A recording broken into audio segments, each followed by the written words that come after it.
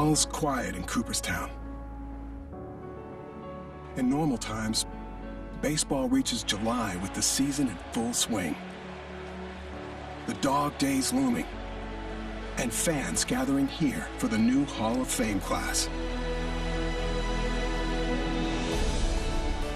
This year hasn't been normal, but these corridors carry reminders of how baseball has endured. It's opening day for a different kind of season. More at stake on every pitch. A playoff feel from beginning to end. Have all the fun you want. Did he get it? Yes, he did. That was awesome. The World Series Curly W is in the books. At last, the spirit of the game is in the air and in our hearts again.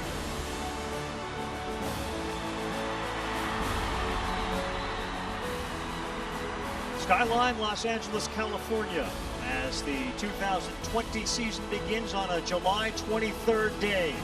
Jackie Robinson on the outside, and the superstars that the Los Angeles Dodgers have put together to try to win their first World Series title since 1988. Last year's MVP. MVP a few years ago, Mookie Betts, blowing kisses as LA and San Francisco renew their rivalry as we get set for opening night.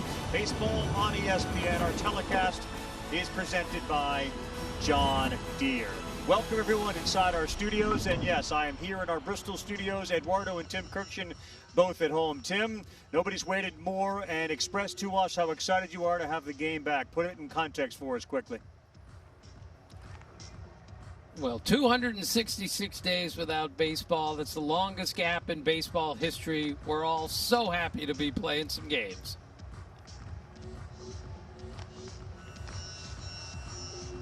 How about you, Eddie? Well, I'll tell you this, Carl. Just to be excited to be here, finally talking Major League Baseball, getting Mookie Betts in a Dodger uniform. Are you kidding me? It's the right thing to do right now. Opening night in LA.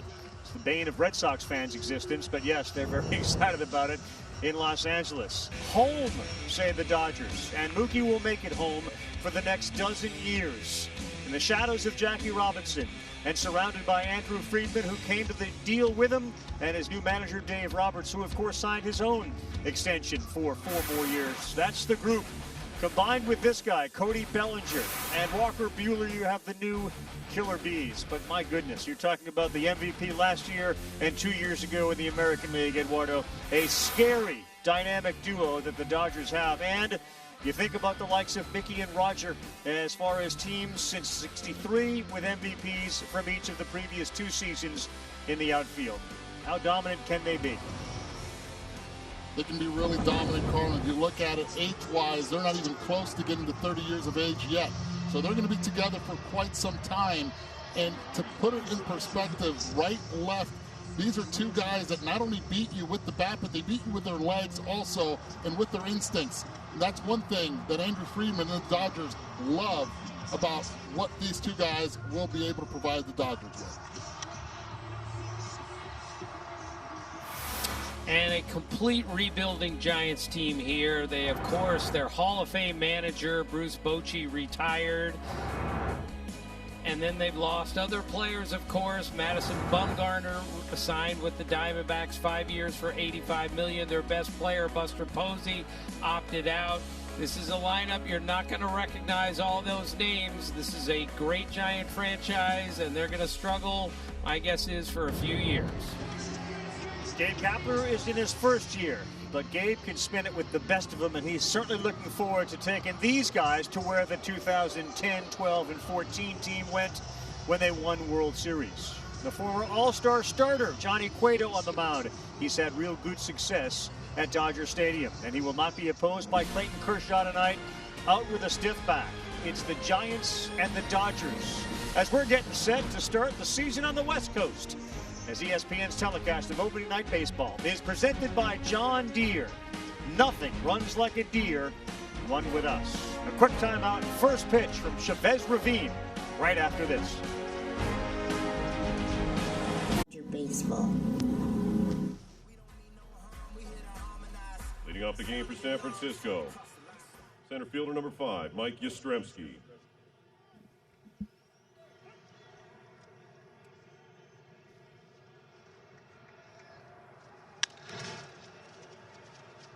First pitch on the ground. Seager had it go off his glove.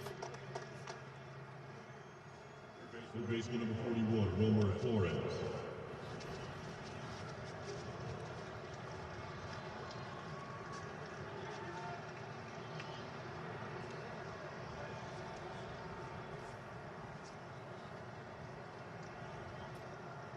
Welcome back, everyone. We apologize. Game got underway a little quicker than we thought. Coming back from the commercial, Mike Yastrzemski reached on an error that'll be charged to Corey Seager. A ground ball off his glove. So Yastrzemski aboard. Wilmer Flores bats second for the Giants. Dustin May's first pitch.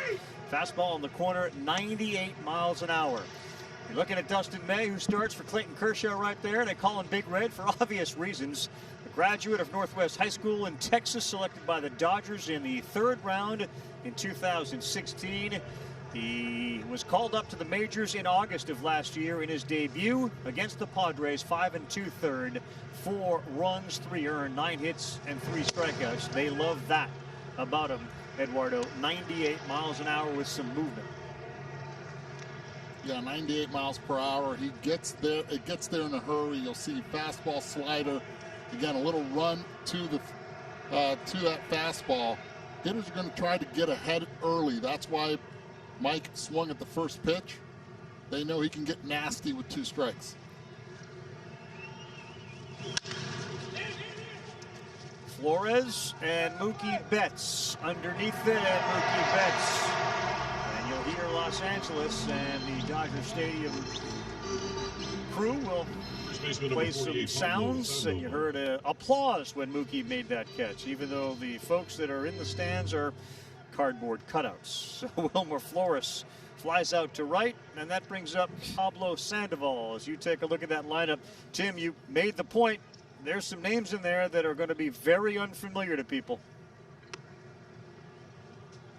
Right, but the guy at the top of the lineup has a very familiar last name. Mike Yastrzemski hit 21 homers last year, tied with Kevin Pillar for the most on the Giants. Really nice future for this kid. He's come a long way.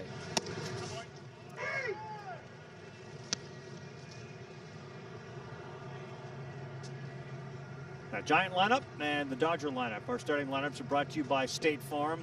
Sandoval, the first baseman, was a great Giant from 2008 to 14. He's got 3 rings.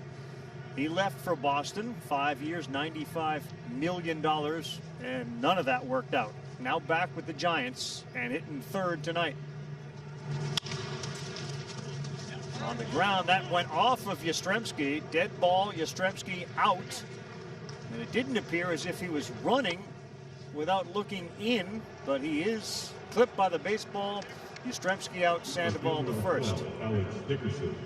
You know what, Carl? I would love to see this again, and one of the big reasons why is because this would have easily been a 4-6-3 double play. And I think Yastrzemski playing it smart, Sandoval not getting down the line quickly at all, carrying a little extra pounds than that. This would have easily right there. If he would have been hit, it would have been Turner, passing it over to Seager, then to Muncy. Instead, only 1 out runner first. But you're not suggesting he did that on purpose. And a base hit for Pablo Sandoval. So what could have been, as Eddie said, a GIDP, he gets a knock. Eddie, not on purpose, though. Not on purpose, but I'm telling you right now, that's a nice little steak dinner that Mike Yastrzemski will get from Pablo Sandoval. Left fielder is Alex Dickerson. And that one is down. So what you'll notice about the Giants, as Gabe Kapler told us earlier today, they're going to platoon a lot of guys. And when Kershaw was originally slated to start, you would have seen guys like Austin Slater, Darren Ruff, and Donovan Solano in the starting lineup. But you now go to a righty in Dustin May, and that brings somebody like Alex Dickerson into play, who hits righties really well. He's a power hitter. He's had some injury issues in the past, but because you got a righty on the mound, that's the way the Giants are going to operate, at least to begin the season, under Gabe Kapler.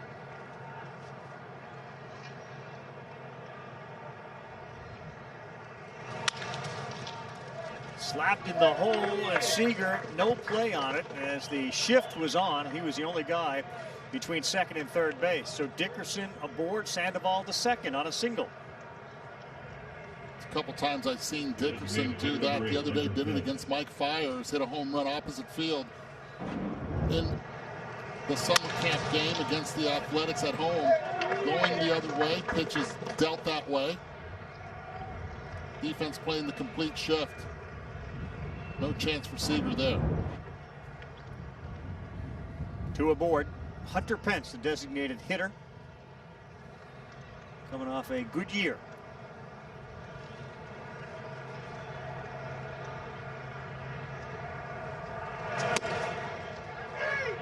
Boy, that's 99, and that is a nasty two-seamer. You see it start off the plate and comes back and gets them. The 18 homers, the most since 2014 for Pence.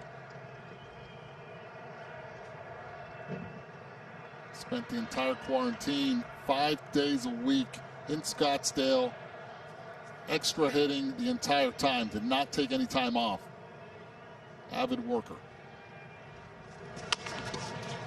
Beats that one into the ground. May has some time, fires over to first, and a nice play by Max Muncy. A little first inning, first game jitters. The Giants leave a couple. The Dodgers coming to bat when we come back.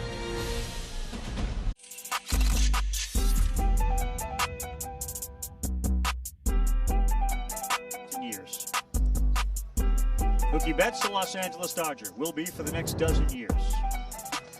Dodgers excited about that, and Mookie's certainly excited about it, getting his $365 million.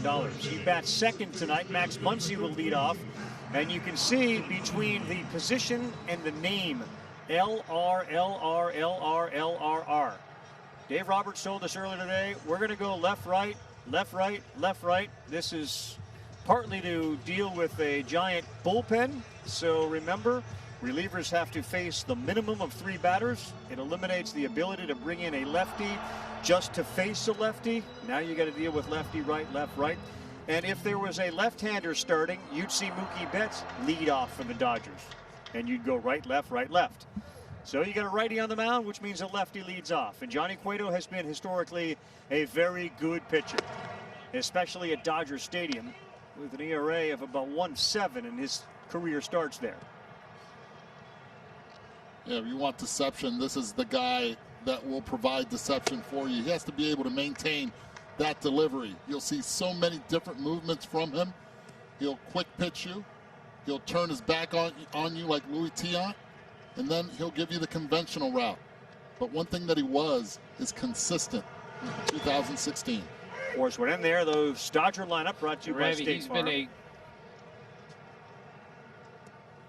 He has been a great opening day pitcher in his career. 0.64 ERA in 4 opening day starts. It's the lowest of any pitcher in history who's had at least 4 opening day starts. Underneath it and making the play is Dickerson in left. So Max Muncy flies out, and for the first time in his career, Mookie Betts goes to bat as a Los Angeles Dodger.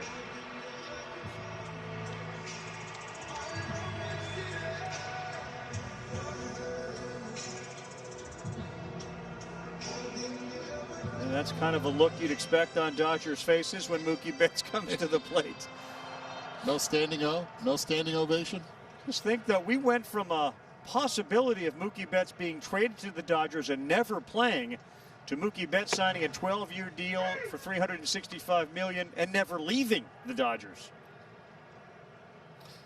Right, and the timing was curious to me, Ravi, about when they got this done, during, a pandemic and exactly when all the work was done on this, but still no surprise to me that they signed him long-term.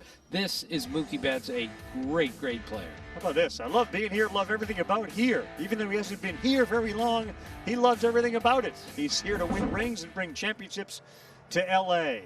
0-2, that runs high, 1-2. Very easy to love what that man has helped build along with Andrew Friedman, the culture, the team, the organization, and the money they have.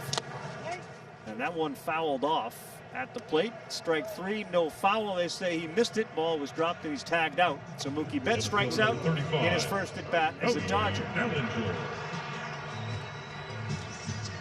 And a little deception right there by Johnny Cueto. Exactly what he wants to do. Late action on that slider. It's been many that have chased that pitch. One guy that strikes out, not too much with 2 strikes. Very good 2-strike hitter. Bellinger, he takes a wicked hack at that. The center fielder off a magical year last season. He was the only major leaguer, as you take a look at some of his numbers, the only major leaguer who led his team in hits, home runs, RBIs, runs scored, walks, and stolen bases. And since 1960, Ravi, the only other players to do that in a season were Mookie Betts, Jose Canseco, and Albert Pujols. That just shows you how hard it is to do to lead in those categories in one season.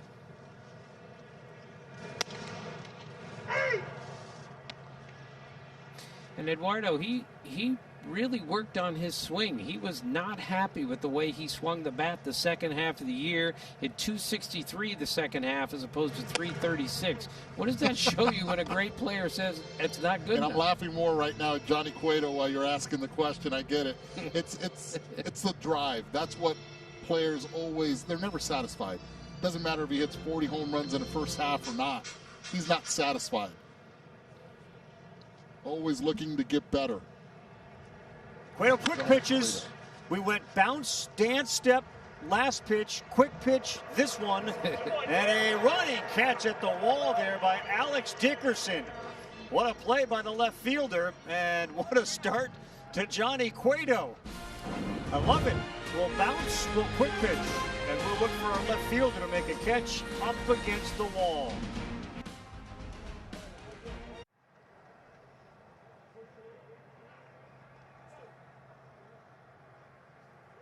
Timmy loves Daddy Yankee.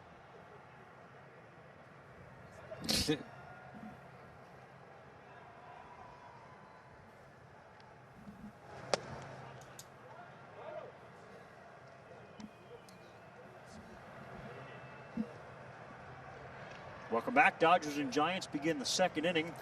And look, we're improving. We didn't miss a bat. We missed a pitch. So that's the second pitch of this inning. And it was a 97-mile-an-hour fastball from a guy that was told yesterday, there's a chance you get the start. Clayton's back is getting a little cranky on him, so there's a chance you're going to get the start. People wondering why no Walker Buehler through a sim game yesterday. Hasn't really been stretched out, so wasn't an option. That one runs high to Joe McCarthy, the right fielder, his first Major League Baseball game.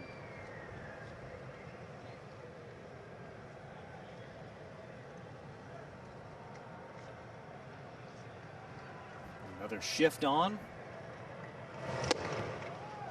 And a nasty pitch there with some hard movement, a slider at 93 miles an hour. How about this, McCarthy? Yeah, just go ahead. Just shows you, Ravi, this is his first Major League game, and they're already shifting on him, meaning they know all the stuff about him from the minor leagues also.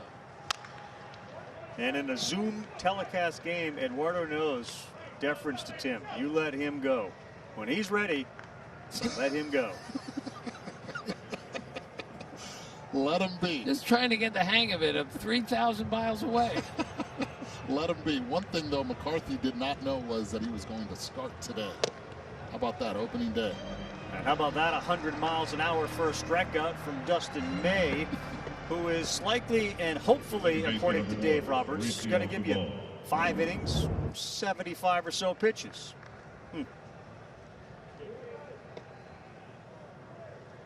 That was cheddar right there. I get a text right now from Jimmy Edmonds just saying that's absolutely nasty, and he's right. Mauricio Dubon next up, and this one on the ground, and that's fielded by Turner, and Justin Turner's throw in time, 2 up, 2 down, and Brandon Crawford. And Ravi, we were talking about the way that Gabe Kapler is going to use his roster. Dubon was in the lineup against Kershaw also, but he was in there as the center fielder. But when they started a right-handed pitcher, he started the game at second base. I think we should get used to the Giants using a lot of moving parts and interchangeable pieces. Except for the most part with this guy, Brandon Crawford, who is going to play nowhere else but shortstop. Hitting down in the order tonight, hitting the 8th spot. Tyler Heineman, the catcher, will bat 9th. And again, universal DH, National and American League. Hunter Pence playing the role of designated hitter tonight. And a big-time shift by Dave Roberts for Crawford. This looks like a little different inning, too, Eddie, from Dustin May. That high leg kick after the 100-mile-an-hour fastball kind of indicated he's breathing, comfortable, likes what he's doing now. Well, that first inning's always difficult. That heartbeat's racing uncontrollably, but now he has a grasp for what that mound is. Up the middle, tough play. Kike Hernandez in time for the 3rd out. Yankees and Nats still in a rain delay. No rain in Los Angeles, but Dustin May bringing the heat in LA tonight. 100 and a high kick.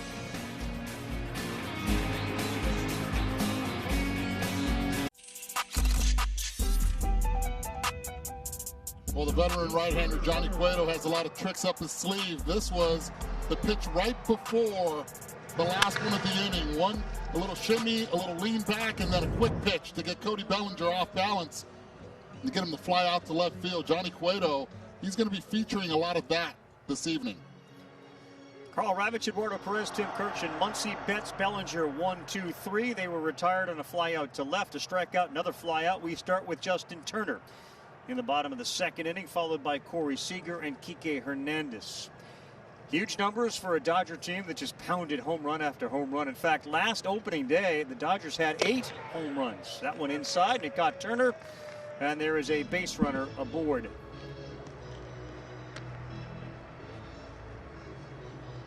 Yeah, Ravi, no team had ever hit 7 homers on opening day. They hit 8 last year. Sign of things to come for the Dodgers in 2019. All right, so Dodgers home runs on opening day as you watch all 8 of them fly out. Peterson, Seager, Barnes, Hernandez, Peterson, Hernandez, Bellinger, and Muncy, the longest from Jock Peterson, 420. That was presented by StatCast 3D. And here's Seager on a team in which, realistically, Tim, Betts, MVP candidate, Bellinger, MVP candidate, Peterson could be in that conversation with a great year. Muncy's got a chance. Walker Buehler in a short season could be there. They have raved about that guy Seager. Tough catch over there by Crawford. He slaps the tag on Turner. And Turner is out at second base. So is Seager as Pablo stepped on the bag. The expectations, though, for Corey Seager are off the charts, according to Dave Roberts. Yeah, and this is a nice play by Pablo Sandoval. Right there to his left. He quickly steps on the bag, throws a bullet over, and what a sure-handed shortstop Brandon Crawford has been his entire career. Nice play, both ends by 2 veterans. After a hit batter, 2 quick outs on that one play, and the first pitch from Cueto to Kike Hernandez, the second baseman, misses, ball 1.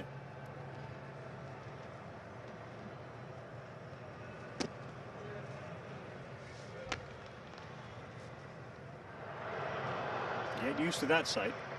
Bellinger and Betts.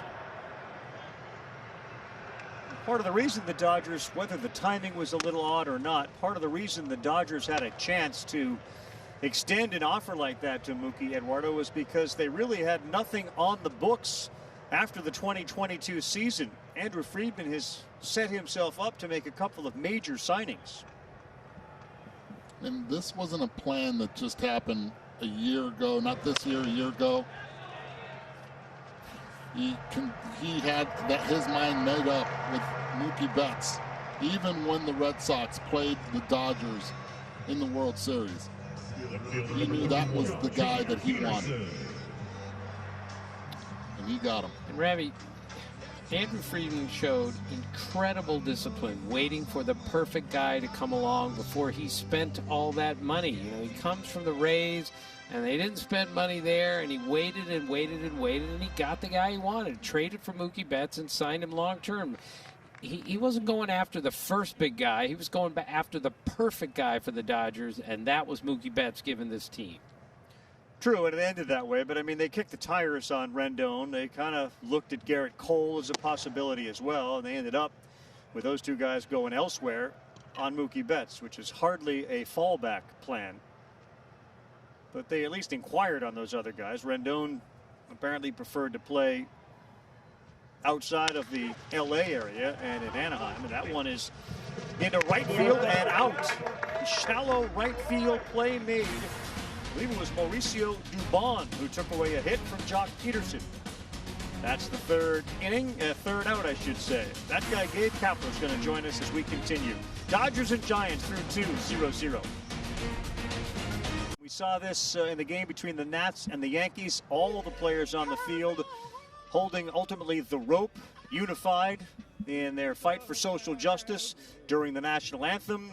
A few of them, including Mookie Betts, and our guest, Gabe Kapler, decided to take a knee alongside Mike Yastrzemski there and a couple of other Giant players. Gabe, kind enough to join us. Good to see you again, my friend. Tell me about what it feels like to be in the stadium pregame when that is going on. All the players are kneeling and holding on to the same rope, if you will. Yeah, a really important unifying moment for the players and the staff on both sides. I think we felt a sense of calm in the ballpark at that moment, and it was really good to be around players who were so committed to changing the current state of systemic racism in our country. So it was really, really empowering to see the action steps that were taken today by Major League Baseball, by the Players Alliance, Players Association. Everybody involved did a great job. I know the players are proud that you are willing to kneel with them. Now, help me out. What is this season going to be like, in your opinion, for the San Francisco Giants? Because it's different than what we're used to seeing with the names. Yeah, I mean, this is obviously all different, right? We're wearing masks, and I think people are prepared for the moment, but also this is all new, right? So every step of the way, we've got something that we haven't seen before, but we're all in this together. We're in this as a team, as the San Francisco Giants, and as an industry. Major League Baseball is doing a really good job. All right, and I mean the names on the backs of the uniforms. You told us earlier you're really excited about the challenge you have here. Why? Well, I love the players. They're pretty invigorating. They bring such a high level of energy. We saw it from the outset with Yaz leading off the game with that hustle play. I think they've supplied all the intensity throughout our modified camp, and they have continued to bring that intensity so far in this game. I'm proud of the work that they're doing. Gabe, I wish we could see you in person, but it's great to see you, and it's good to hear you. Thanks very much for being with us. Look forward to it, guys. Thanks for having me. Gabe Kapler, of course. He was the manager of the Philadelphia Phillies last year and now with the San Francisco Giants. I'll ask you, Tim, how different a world, and I'm not talking about the pandemic, I'm talking about from a baseball perspective. You think about the names and the star power he had last year relative to what he's got this year. How different is it for him as you see the first bunt from Heineman get down and now Mike Yastrzemski attempts to bunt? Right, well, just look at the Phillies team he had last year. There was some serious star power on that team. And then you look at what has happened to this team. You know, of course, Bumgarner's now with the Diamondbacks. Posey opted out. Evan Longoria's got an oblique strain. He's injured. Brandon Belt is injured. So he's going to have some people coming back. But it's not going to be anything close to the teams he had in Philadelphia when it comes to star power.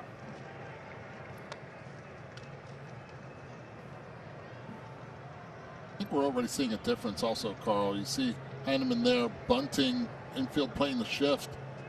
He'll take the bunt right there, and then Yastrzemski on an 0-1 pitch also attempting to bunt. Just giving a little perspective, a little difference. You're going to shift on them. They will try to take that bag, that free bag that they're giving them. pulled the fastball inside at 98, 1-2. He talked about Heineman. He said he hits velocity. We saw him bunt. He also talked about what a good base runner he is. He's down there at first, standing next to Mac Muncy. Yastrzemski in 107 games last year had 101 hits. He hit 21 homers and drove in 56. He is the grandson of Carl Yastrzemski, a great Hall of Fame outfielder who played for the Red Sox.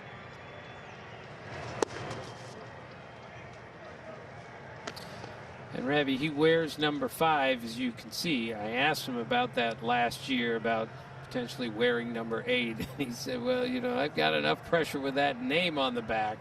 I don't think I needed the pressure of number 8 on my back like my grandfather. So he's happy wearing number 5, and he had a really nice rookie year last year. I know the feeling.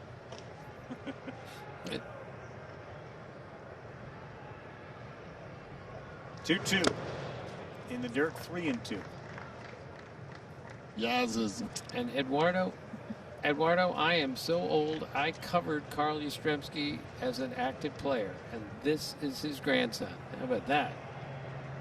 You're still young at heart, Tim. You're still young at heart. Probably didn't have to worry about a Zoom call back then either, too. did you?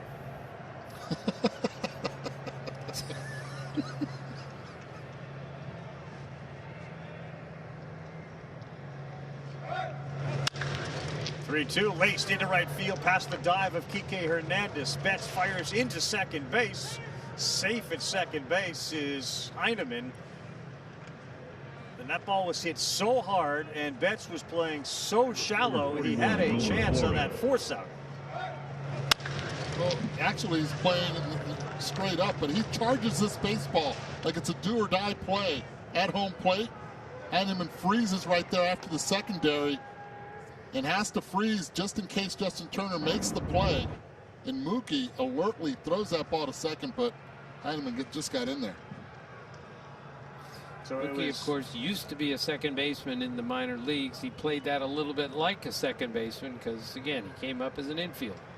But with that shift on, it was Turner who had a chance to make the diving play, not Kike Hernandez. And just watch right there, Heineman took a step back towards first. He wasn't sure if Turner was going to catch the ball, and that's what led to a close play. But the Giants, nobody out, 2 on, and that ball is laced into center field off the bat of Wilmer Flores. Heineman stops at third, base is loaded, nobody out for the Giants. 48, Pablo Sandoval. Station to station, just taking what they give you, base hit after base hit. This is the second time around right now for the Giants facing Dustin May. And so far, Yastrzemski and Flores barreling 2 baseballs. So Pablo Sandoval with a big spot in this game early in the third with no score, bases loaded, and nobody out. And keep in mind, Ravi, going back to last year, of course, the Giants have gone now 26 consecutive innings against the Dodgers without scoring a run. And now they have the bases loaded with nobody out here in the third. Looks like that streak should come to an end.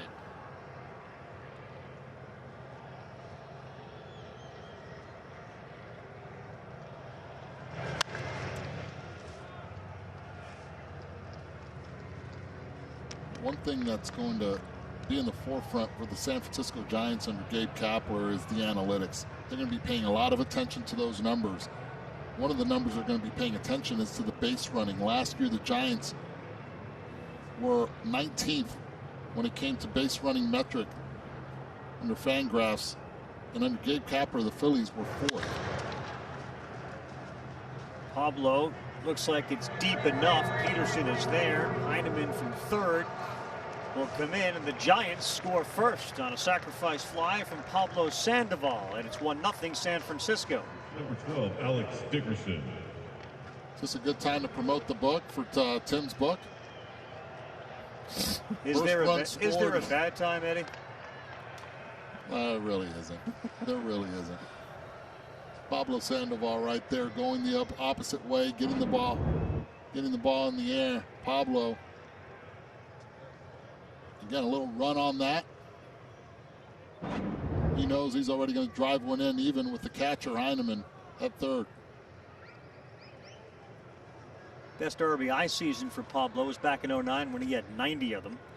He picks up one here, and Alex Dickerson, the left fielder, who's already made a nice defensive play, singled his first time up. Dickerson, of course, this is 13 straight years now that the Giants have had a different left fielder on opening day. It started, of course, with Barry Bonds in 2007, and then the streak of new ones began.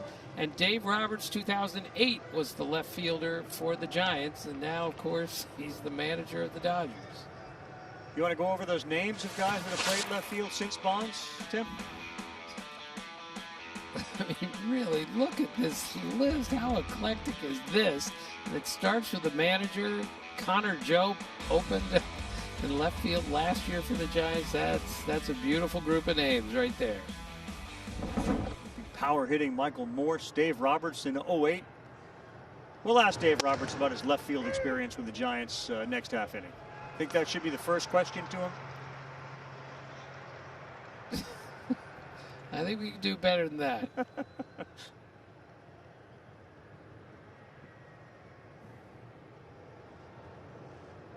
One down, top three, first and second, Dickerson. Nasty swing and a miss on a good pitch. Dickerson was the Big Ten Player of the Year, Eddie, back in 2011. Former Indiana Hoosier on strikes. And good off speed. You have to be geared up for the fastball, and then all of a sudden he throws that spinner up there, taking a lot off it. Dickerson commits to it. Didn't recognize it.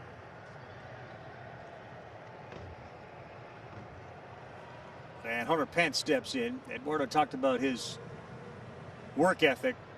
There were just certain guys that feel like they should be on certain teams, and Hunter Pence in San Francisco is one of those guys.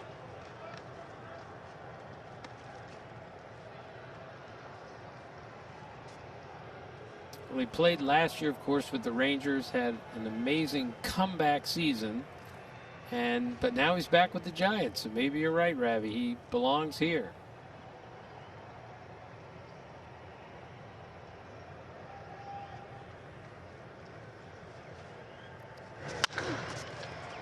Beaten into the ground, and Turner across the diamond retires Hunter Pence. We've spoken to Gabe Kapler. Time to ask Dave Roberts a few questions as we continue. 1-0 Giants. Los Angeles sunset out there as the Dodgers and Giants play opening night here on ESPN, and Dave Roberts kind enough to join us. Dave, what would you say your level of concern is with regards to Clayton Kershaw's back? Can you put Dodger Nation at ease? No, I think it's minimal. I saw Clayton today, and just his demeanor just felt okay. You know, I think that when a player isn't feeling well or, you know, has something wrong, you can kind of sense it with their demeanor. So hopefully every day he gets better and be back with us soon. You've played on great teams. You've been parts of great teams as a player and as a manager. Tell me, is there any team that compares to what you have currently? Is there a lineup that you think back to that is as good as this one? I think as far as up and down the dynamic lineup, the ability to slug, value 90 feet to get on base, I think it's that 2004 Red Sox team that I was on. Pretty special group. No, they were called idiots, weren't they? They were, but it's different when you're self-proclaimed as right. opposed to other people calling you an idiot. Well, have a great season. You're the furthest thing from an idiot I've dealt with. Thanks, Dave, very much. We appreciate it. Hey, fellas, thank you so much. You guys were awesome. Good man. That's Dave Roberts joining us. The 2004 Red Sox were a dynamic crew. Tim, you agree with that comparison of the ability to go 1 through 9 with that team and this one? Yeah, that Red Sox team was great that year, and we'll come up with the 5 of the best lineups we've seen, but this Dodger team has a chance to join some really, really good teams with the way they hit the ball out of the ballpark. But Dave is right. They got guys that can run also. They can beat you in so many different ways. This is a tremendous offensive team with great pitching also. Guys, really quick, keep an eye on Johnny Cueto and on Pollock's front leg. You thought he was going to do the high leg kick there, then confused him, got him off time, and it froze him right there with that off-speed pitch. A.J. Pollock's going to have to go without that high leg kick against Johnny Cueto because he will continue to deceive him with his timing.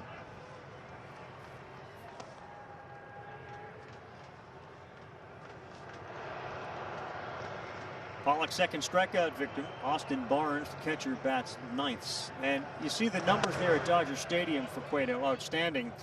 Kershaw doesn't get the start, but perhaps Johnny Cueto deserves even more credit. Since 1990, the lowest career ERAs in season openers with a minimum of 4 starts is not Clayton Kershaw's 105, it's Johnny Cueto's 064.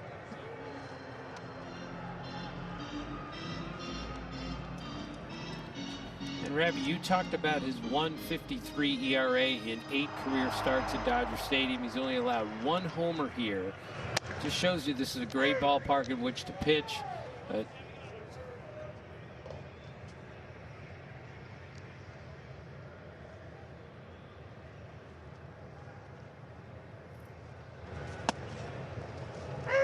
Right down the middle. All right, Eddie, you're the hitter. You explain the challenge that Cueto is presenting here.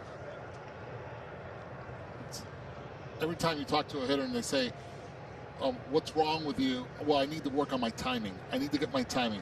Well, this is what he does. He's a disruptor of the timing. Wow. Every time you see it there, and he has the ability of being able to get you out not only with the fastball, the changeup, the slider. He gives you so many different looks. And this pitch, and this tempo, you probably won't see it again in the game. In that at-bat, he gave him a quick pitch. He gave him the shimmy with a little curl and a little frosting on top right there. Again, very difficult to hit, especially with today's hitters that use that leg kick for their timing. What a show from Johnny Cueto as he gets Max Muncy in the first pitch, misses. His ability to balance on that right leg and delay the delivery is impressive.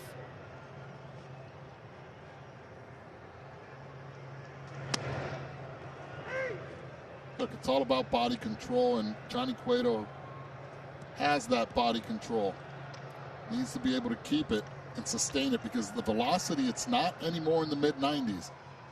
He has to fool you with that off-speed stuff.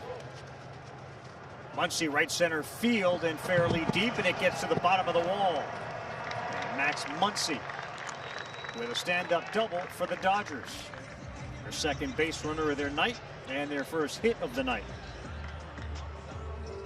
Number 50, Mookie Betts. Max Muncy, a prolific fastball hitter. They're giving him a lot of off-speed stuff. First time flew out to left field. This time sat on that pitch. He was able to drive it to the right center gap.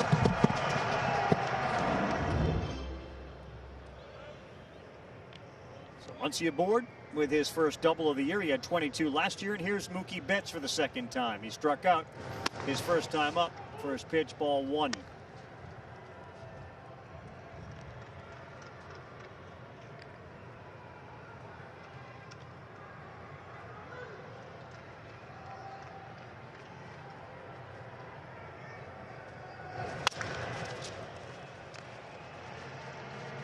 Flores. Mookie Betts retired again. That's the third out. We are 1/3 of the way through. 1-0 Giants. So Dodgers and Giants play now. Yankees and Nationals will not conclude that game tonight. It has been called 4 o'clock Eastern, Braves and Mets. That's Friday. 7 o'clock, you see the Brewers and the Cubs, and then at 10 o'clock Eastern time, the A's and the Angels. That is all part of our opening day Friday. We've got 2 games going on now, and we are pleased to have Walker Buehler, the great young pitcher for the Los Angeles Dodgers, putting that headset on as Dustin May watches a ball fall in the glove of Bellinger for the first out. Mr. Buehler, how are things going for you? How would you describe summer camp leading into this game for your baseball experience? How would you describe what's going on? Well, man, you guys can see it's different. It's definitely quiet, but things are good. We feel good about our team, and I'm excited to get going for sure. Now, would you say you're one of those guys that Walker, what did feed off the emotion, the energy of a game, and how do you generate adrenaline? How do you anticipate generating adrenaline? You know, you got to hope that the other jersey's going to kind of help you that way. Obviously, we've been playing against ourselves and had a couple of these exhibitions, but you know, facing another team certainly helps. Obviously, Dustin has got a little adrenaline going and throwing 99, so you know, I think we'll be all right. Walker, what did you do during the 4 months basically there? How did you stay sharp? How did you stay engaged in such a strange time? Yeah, you know, you got to break a few curfew laws and sneak onto some fields and things like that to throw, and you know, I'm all right with that, but try and work out when you can, and you know, throw here and there, but you know, get back out here and get back into the swing of doing this stuff every day. You know, routine I think certainly helps, and you know, the culture in our clubhouse doesn't allow you to really take anything off the gas pedal, so just getting around the guys and getting back into this thing. Walker, how eerie is it right now to be playing in an empty stadium? You guys are so used to having a full house there at Dodger Stadium. Yeah, I've definitely never seen it quite like this. I don't think anyone has, but you know, they're doing what we can with the crowd noise and the cutouts and things like that, and you know, even if it is only 60 games, that's 60 games we can keep improving and fine-tuning and, you know, getting some more noise. Hopefully it's a little quiet in here, I think, but you know, they'll iron it out. Well, what prepares you for this? Anything? No, you know, you dream your whole life of coming and playing at the big stadium and all the fans, and then there's none. So it's a good pitch there. No, it's different. You know, I think it's going to be an interesting one for sure. Well, we can't wait to see you on the mound soon, and we appreciate you being with us, my friend. That's Walker Buehler joining us here. Thanks, Walker. Absolutely. See you guys later. All right. It's a May Day. He's been great so far, even though he's down 1-0. For an update on what's going on with that Yankee Nationals game, we send it to Kevin Connors. Kevin?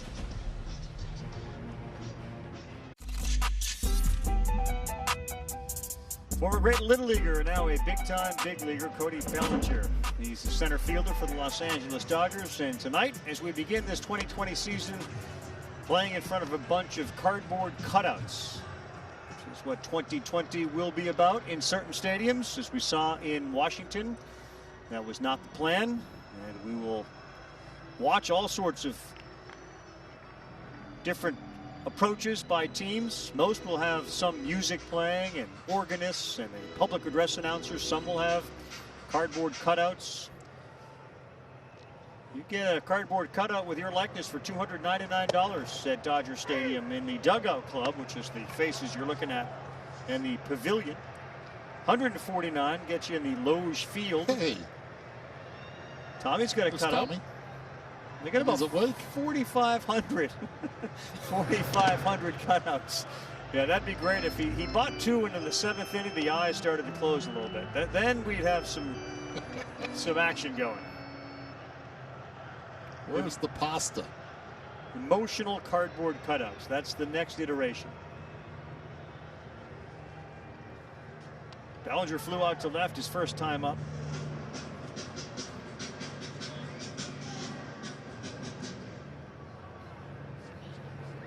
See what Johnny Cueto does here as far as tempo. Hit it hard. Bellinger is 0 for 2. As far as the defensive shift that the Giants have put on, the Dodgers have worked. We've seen ground balls to second base in the hole, past Sandoval, still out.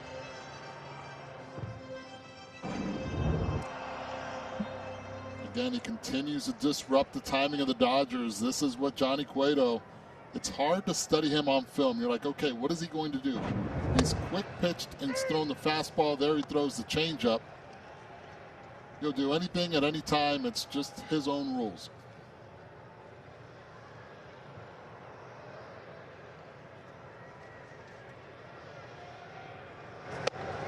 Delays there, and right down the middle at 91 miles an hour. Turner couldn't pull the trigger. Don't forget that leg kick that Justin also has. Big time disruptor.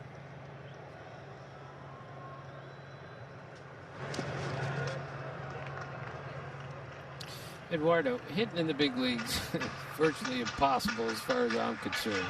But how much more difficult is it when you take that much time off in between spring training and then summer camp? And summer camp is truncated. You're not playing real exhibition games for the most part.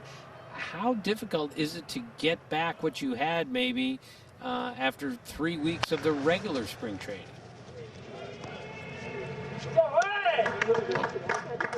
Tim, I'm going to answer it a simple way. I don't know, because no one knows. I mean, what these players have gone through right now, really there's not a way to say, oh yes, it's this difficult or it's not that difficult. The players are going through something that they've never gone through before, and they're being disrupted as far as their comfort zone. I mean, we're at the end of July here, and this is opening day. And the players, some of them revamped their swings, changed it during the quarantine. Others didn't even pick up a bat. Some did. So we don't know, and we don't know what to expect out of each one of these players. Well, you get a couple of guys here. Cueto back after Tommy John surgery. Seager back after Tommy John surgery. And remember, prior to the injury, on a team loaded with candidates to win an MVP, this guy was always in the conversation. As young as he was, as he sends this one the other way, it's going to get down and go to the wall. So Corey Seager is going to head into second base with a double.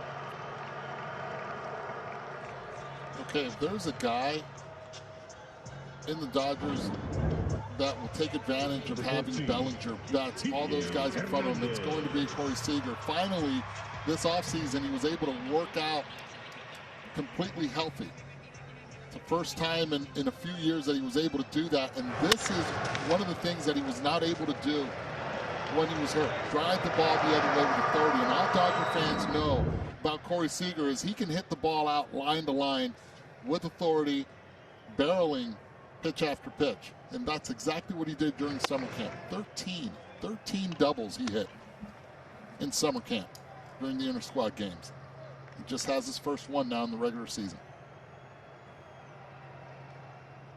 Great sign for the Dodgers to see him healthy and aboard at second base. With 2 down, Kike Hernandez will try to even this game up, if not give the Dodgers a lead. This one a little blooper, it's going to drop.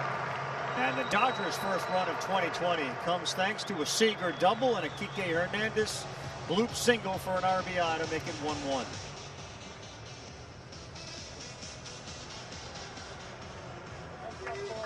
I asked one of his coaches early on, give me something on Kike Hernandez, and he said, hey guys, his mind is caught up with his tools. A very toolsy player, athletic, and play all over the place, but now he understands what hitting's all about, both not only against lefties but righties. He's getting that opportunity. I don't know about the mustache, but everything else seems to work well for him. Wait, what's wrong with the mustache? I grew up, I picked mustache, Kike. If it works 2 for 2 so far today, I'd keep it. But he's aboard Jock Peterson, who rounded out his first time up. Peterson, 36 home runs last year, 74 runs batted in.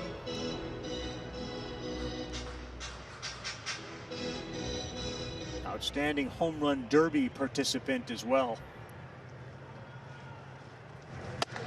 You're batting Jock Peterson, who mentioned the 36 last year. Basically, you pencil him in for about 28 a year, hitting in the 7th spot for the Dodgers.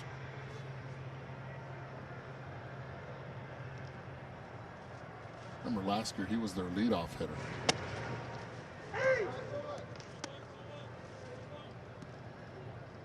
Well, it's interesting, too. Mookie Betts, when he was with the Red Sox, you know, they bounced him around a little bit. Lead off, hit second, he would hit third, he'd hit cleanup. They moved him around, but there were times where you got the sense that Mookie was more comfortable in a particular role, like hitting leadoff, and maybe he ends up there. We know that's the plan against lefties, but maybe he ends up there on a more regular basis. That single from Peterson moves Kike to third. They got men on the corners. Number 11, Yeah, Carl, let me tell you this. Mookie Betts is going to be the leadoff hitter for the LA Dodgers. Give it 20 games. Right now, the plan is, yes, to move him back and forth, but we saw it didn't work last year. And once they put him in the leadoff spot, he took off. He was a better player. He knew what his role was, and it's about comfort when it comes to players. And when you give this guy a 12-year, $365 million deal, man, just lead him off.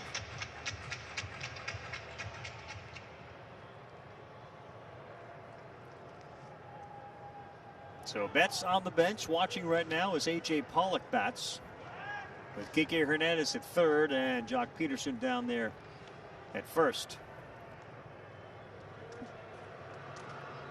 Little odd, Ravi, to see a DH in the National League, of course. Eddie, do you like the universal DH? You think it's here to stay? I like everything about this year. You can put anything you want, anywhere you want, and as long as we have baseball, I'm in.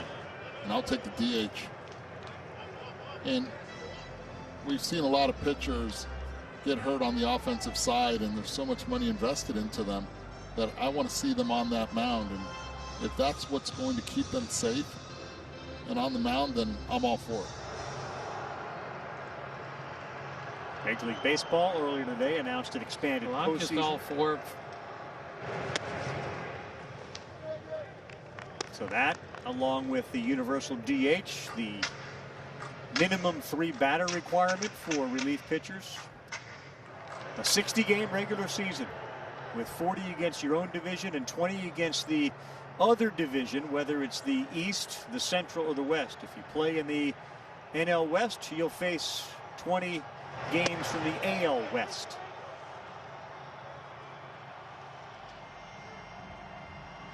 And Ravi, part of that expanded playoff situation is instead of playing a 1-game wild card, there are going to be 3-game series to start the playoffs. And if every playoff series goes to the end, there will be 65 playoff games this year, which is just a stunning number for October. But that's what it's there for, designed to games that really matter in October.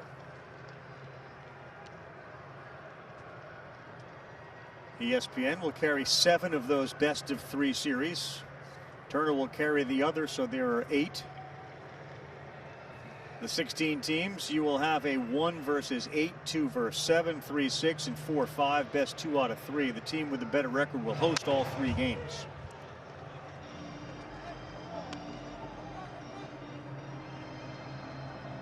Now, I'm with you, Eddie. I think all of these experiments, if you will, and we'll get into which ones you think will stick and which ones won't. But I think some of these changes are here to stay, and I know there's a collective bargaining agreement and these have to be agreed on by the players, but I get the sense that there are some that are going to be here to stay. Cueto misses and a walk, and that loads up the bases here in the bottom of the 4th. Pitch number 60 for Johnny Cueto. Ravi, I am hoping the put a runner on second base to start the 10th inning of a tie game is something that doesn't stick around. To me, that's not the way baseball should be played, but I must say, I want to see it happen in a game and see how things go. I'm just intrigued, but I'm not interested in seeing it long term. Guys, watch Johnny Cueto right now. He's going from the windup, and I think this is a smart move for him. He feels a lot more comfortable. He's more deceptive from the windup than he is from the stretch. As soon as Corey Seager got the double, he's been on the stretch. He has yet to be able to get a hitter out. Single, walk. K-Zone had that last pitch near a strike. That one is a swing, and a foul ball evens up the count 1-1 with the bases loaded for Austin Barnes, the catcher for Dave Roberts. And great numbers with the bases loaded.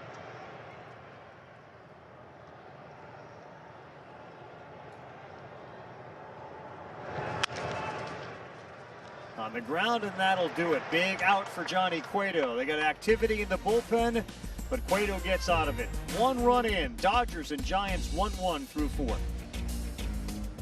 Of opening night baseball presented by John Deere is brought to you by Bud Light. Whenever there's a game to watch, there's a Bud Light there. In the background, you started with a shot of Clayton Kershaw, Justin Turner. The Dodger players, like so many players, have been great, active in their communities, supporting local restaurants, delivering meals to the Dream Center, which fed almost 12,000 individuals per day. What a beautiful sight that is. The city of Los Angeles, as the sun sets, we head to the top of the 5th with the 2020 Major League Baseball season underway. A 60-game sprint is the way that nearly everybody is describing it. Every game will take on major significance. The other game tonight ends with the Yankees taking care of the Nationals, a game that was delayed by rain and then called. And games that get through at least the 5th inning will not be resumed. They are official. So the New York Yankees 1-0 on the season, the defending World Series champions 0-1. The other story today, guys, around the Nationals was the positive COVID test that was revealed earlier today for Juan Soto, one of Major League Baseball's young superstar players. And Eduardo, I'm curious, as we watch Tyler Heineman foul one off, what the impact you think something like that, a COVID test to a superstar player, has on a team and a clubhouse? Oh, major impact. When you lose your number 3 hole hitter like Juan Soto, already having lost Anthony Rendon from the championship team, it's a devastating hit to the Nationals, especially in a 60-game season where you need to get out of the blocks in a hurry. The Nationals now, without their best hitter, that one's really going to hurt. And I think teams are going to take notice, and they're going to make sure that all their players continue to follow protocol all around and keep their friends away during this time. Yeah, I wonder, Tim, about the anxiety. Soto's career. I just wonder, Tim, about the anxiety in a clubhouse when all of a sudden a player, doesn't really matter who, but a player tests positive. What that does to you psychologically, knowing that you've been around these players. Right, and that's the real dangerous part is, in whom did he come in contact with? And who's the next guy? And that's the real tricky part. Is it's not just today, it's who is going to get tested tomorrow and the day after that. So it's a very uneasy feeling. I know Davey Martinez was said, I need to see these test results for all of our players to figure out where this is going. Tyler Heineman is aboard again. We saw the bunt single, scored a run, and that was a shot into right field. He's 2 for 2 and back to the top of the order. Mike Yastrzemski, who has reached twice.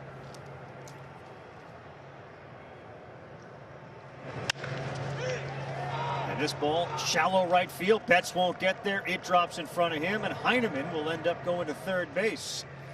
So Yastrzemski and Heineman have been up and reached base all 6 times. 5 times, I should say. This is pretty much a repeat. And this is pretty much a repeat of the top half of the 3rd inning. Both getting on with no outs. This time Yastrzemski getting jammed. That bat dying a warrior. Every time you get that single broken bat, you'll take it. Heineman wisely. Good jump right there. Gets all the way to 3rd.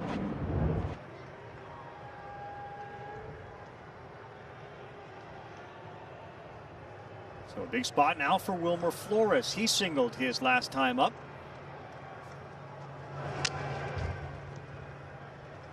Late on that 93-mile-an-hour fastball up in the zone.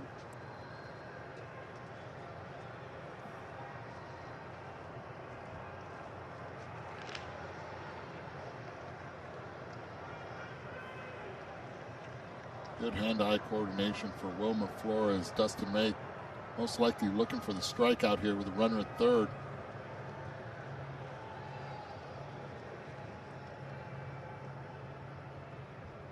Dodgers bullpen busy. Caleb Ferguson throws, the lefty. one point, Drew Smyly started to loosen up for the San Francisco Giants.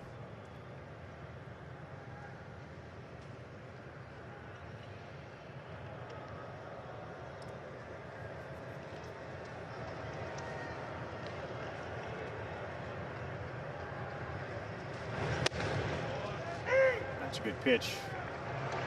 And Ravi, we've seen relief pitching used so often in the last few years, and I think we're going to see it more often this year, even though it's a shortened season. There's just going to be no reason to push a starting pitcher too hard when you have extra roster spots and so many pitchers out there, so many good ones coming out of the bullpen.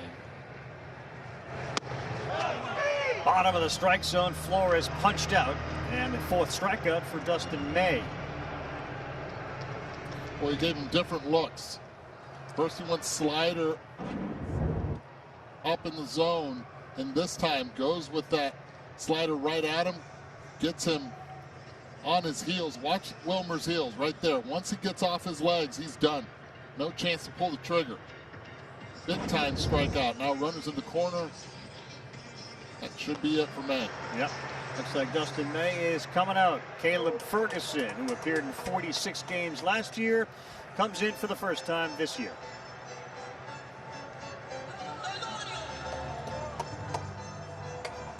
The 2020 season live or on demand. Watch the game's biggest and brightest stars every night on MLB.tv. Stream games, highlights, recaps in high definition online and on your favorite devices.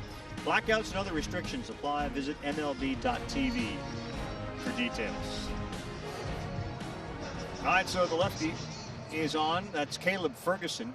And again, new rule now with one out. He has to face at least 3 batters.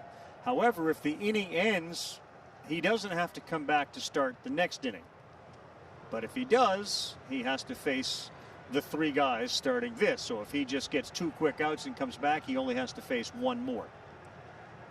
Pablo Sandoval, man on the corners. Double play ball is what the Dodgers want in the first pitch. Fastball misses away.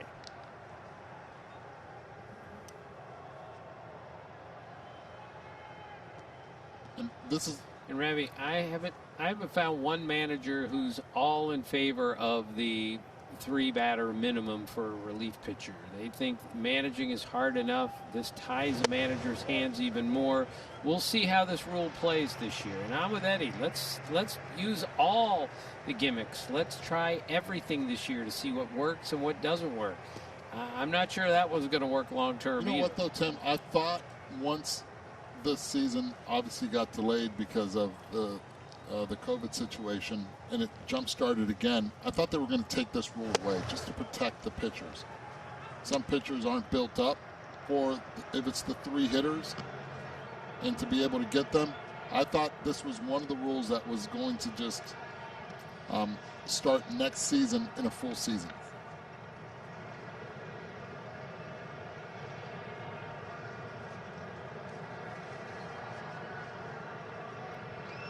One-two to Pablo. Fouls it straight back. And who almost made that play?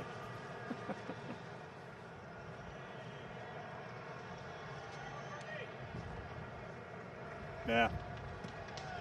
Almost had it. There are a few teams who apparently if a ball, this feels like a carnival. You know, when you used to get the baseballs and you throw it, and if you knock down. Well, in this case, there are some teams who if a ball hits your cardboard cutout, you will then be given that baseball.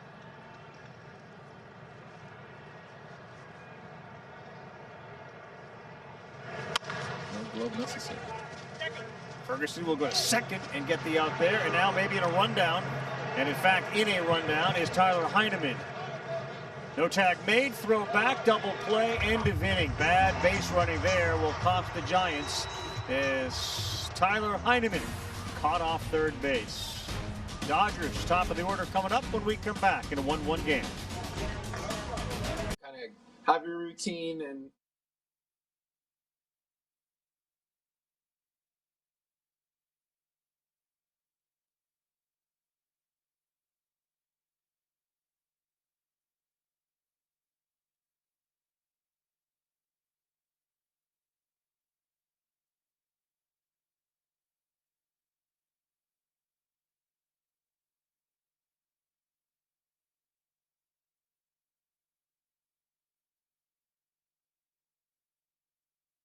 night tonight on ESPN. Tomorrow, 3 more games. The openers for these teams, the Atlanta Braves and the New York Mets. That's going to be a good one, and that should be a great race all year in the National League East. Brewers and Cubs kick things off in the Central at 7. And then out west we go for the Angels and the A's. All the telecasts presented by John Deere, and you can always watch all 3 games on the ESPN app. One of the good men in baseball, Matt Chapman, Platinum Glove winner. He joins us now. He, of course, plays for the A's. We'll talk about the series with the Angels coming up, but I'm curious how you're doing. Like, what are some of the biggest changes you've noticed with regards to your day-to-day life as a baseball player, Matty? Lots of changes. One of the biggest changes, probably the amount of time you can spend at the field. Getting to the field early was something I always like to do. I tend to seem to waste some time at the field and just wander and not be on task. So I've had to be a little bit more on task at the field. I've had less time to get all the stuff, to get everything done and get ready. But I'm starting to manage. My ADD isn't too bad. I was going to say, so where are you wandering now? Like, where do we find Matt Chapman just wandering? Definitely. I'm not wandering in the streets. It's a dangerous place out there. But you can find me in my front room doing some yoga or stretching out, trying to take advantage of all the time at home before we get to the field. So I just show up to the field ready to go. And then just business as usual at the field, trying to just be more productive, maybe get some stuff done outside that usually you get done inside. We use the Raiders locker room now. They've been keeping that from us for too long. I mean, that thing is massive. We love that place. I mean, going from our other locker room to the Raiders locker room feels like, I feel like I'm living like a king. Well, why don't we, aren't the Raiders gone? Why don't we just occupy the locker room? It is. We now own the Raiders stuff. Oh, good. They're in Vegas for good. I've seen that place, so they're set. They're out. All right, good. Drew Smyly now on the mound for the Giants. Max Muncy pulled a home run distance ball foul, and he's hacking away at 2-2. So, Matt, we're in an environment. Have you been just struck by how quiet it is at these games? Yeah, it definitely is a little different. The fake crowd noise is something. It's like some white noise in the background while you're playing, but it's definitely different. I think we're all making the most of it because we know that, hopefully this is the last time we ever have to do something like this, but we're making it fun. It's definitely not the same environment you're used to playing in, so got to find a way to just make it real, make the, I'm sure it won't be hard now that the games are real, but with no fans there and no noise, it is a little different. You hear, you might be hearing some of the other teams say some things you're not used to hearing. Mookie Betts is up, Matt. Now, please, if I'm a player and I'm of your skill level and I see a contract like that, I would naturally think if I just stay healthy and I keep producing, I'm going to be a mega millionaire. Do you think that way? How do you not? I mean, how do you not? I mean, I think you have to just make sure that, obviously that's everybody that's playing baseball's goal is to, win a World Series, but also to, sign a contract and become a free agent, have your choice of where you'd like to play. It's something you think about, but, take it from me. Don't think about it too much because it's not what's most important. What's most important is going out there and taking advantage of every day you got. And I think if you're good enough, that's going to happen. I mean, I'm sure Mookie thought about it, but I know he just goes out there and takes care of business, and then, good things happen.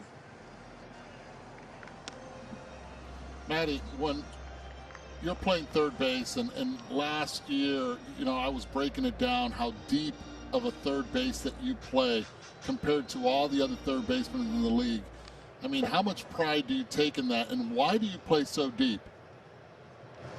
Definitely take a lot of pride in that. The deeper you play, the more hits you can take away, in my eyes.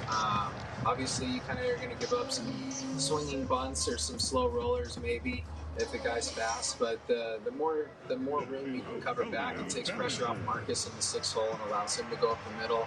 I can steal some doubles down the line. And to be able to say that you play deeper than anybody definitely is something that you could take pride in. Never never thought about it until the analytics came out. But now I feel like guys are starting to move further and further back, so I'm just going to have to play like shallow left to hold the titles. I mean, no wonder my arm's still sore. Here's another superstar, Bellinger at the plate. I've seen your arm. It looks like you could go close games if you wanted to. You know, it's amazing what's gone on, Matty, with the West Coast, whether it's Betts or Rendon. It's getting crowded out there with superstar players. How aware are you of player movement, especially when they're all heading to your neck of the woods? Seriously, it seems like the NL and AL West are pretty loaded. I mean, across the board, outfielders. I mean, you look at, if you just combine the NL West and the AL West, that's some pretty good third basemen, to say the least. But to have Bellinger and Betts batting back to back, that's pretty ridiculous. And then you got Rendon and Trout. So there's some tandems for sure. I mean, we got Marcus and Olsen, a lot of guys on our team. I mean, and then obviously the Astros, enough said with them that they are pretty much a full team of all-stars. So the West is getting crowded with a lot of talent, and you know, it seems like a lot of guys want to come out to the West Coast, whether that's for, you know, good baseball, good weather, whatever it is. But wait a second. What do you mean enough said with the Astros? What does that mean? I knew you were going to say that. Enough. I mean, I don't need to tell anybody how good they are. Everybody already knows how good they are. Oh, okay. I thought maybe there was something else. Okay. My bad. No. I hear you. No, but you know, nobody needs to be told how good the Astros are. They do it year in and year out. And by the way, that didn't get by me either, where you said a nice tandems out there, and you said Marcus and Olsen, but you didn't put yourself in that mix. What? Hey, they hit better than me last year. All right, I see you working. But I'm on. Hey. But look what it said. Look what it says up in that upper right corner. Did you see what it said in the upper right corner? Two-time platinum. Two-time platinum. I know, both of you guys were there for that both times. That's right. That's some good times right there. You and your high school coach, Nolan Arenado, speaking of third base. Yeah, see, he's in the West too. We'll let you go. I just want to, give me a feel for the A's and what you guys feel going into the season, the bitterness of the way it ended last year. Yeah, I mean, well, with the definitely feel confident coming into this year. I know at the start of this season we felt like this was, you know, the best team that we've been able to put together over the last couple of years. We've had, two 97-win seasons in a row, but to be able to add some more pieces we feel confident about. Our pitching staff is getting more experience, and, you know, our lineup seems to be just getting used to playing with each other, and we're able to, you know, learn from each other, grow together as teammates and players. And I think that this year we have all the things that it takes to make a run. And, you know, with the expanded playoffs, it only helps our cause. But, you know, our goal is to win the division. We feel like we have the pitching, you know, bullpen and starting wise to make that kind of run and take the Astros down. So that's the goal. We're feeling confident, and we know this is going to be a weird year full of ups and downs, but I think our team is prepared to handle, you know, whatever adversity gets thrown at us. And lastly, can you quickly jump into July? Because the slow start in a 60-game season won't help. So can you just play July baseball, or is it going to be April baseball? That is a good question. I guess we're going to find out tomorrow. But I think we've hopefully gotten some of our early woes out of the way, and we're ready to hit this thing rolling. You know, everybody has a shot right now, and that's what's pretty cool. You know, it's pretty much like we're going into a playoff run in the stretch, and I think, you know, when our team feels like we're close and we have a chance to, you know, make a run and push for something, we always seem to come up. So I wouldn't bet against us. Neither would I. Quickly, as Seager bats with 2 outs, if there's one yoga move you'd like Tim to practice, what would it be? You know, you got to practice downward dog. Get those calves loosened up, the hammies, the shoulders. Just kind of wakes you up a little bit. You know, a little coffee, and I mean, you can pretty much conquer anything that day after that. All right, I don't beautiful. care. We'll get him to do the downward dog. Matt, thanks very much, man. We'll see you tomorrow night. Look forward to it. Looking forward to it. Thanks, guys. All right, Matt Chapman, third baseman for the Oakland A's. Tim, we're going to work on the downward dog during the break. I think I'm a little too short to do that. You're already down? So much energy, huh? Chapman was great. Now Dodgers trying to break this 1-1 tie here with Seager at the plate. Hit a double to the left center field gap. He's got Betts at third and Bellinger at first. Drew Smiley ahead 0-2. Two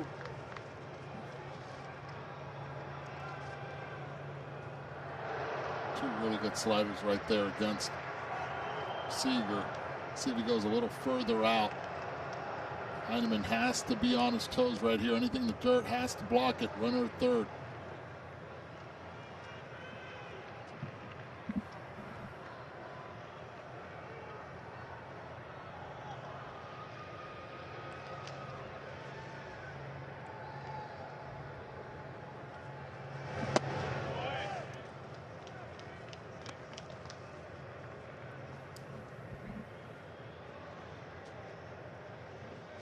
Last year, Seager struggled mightily between Philly and Texas.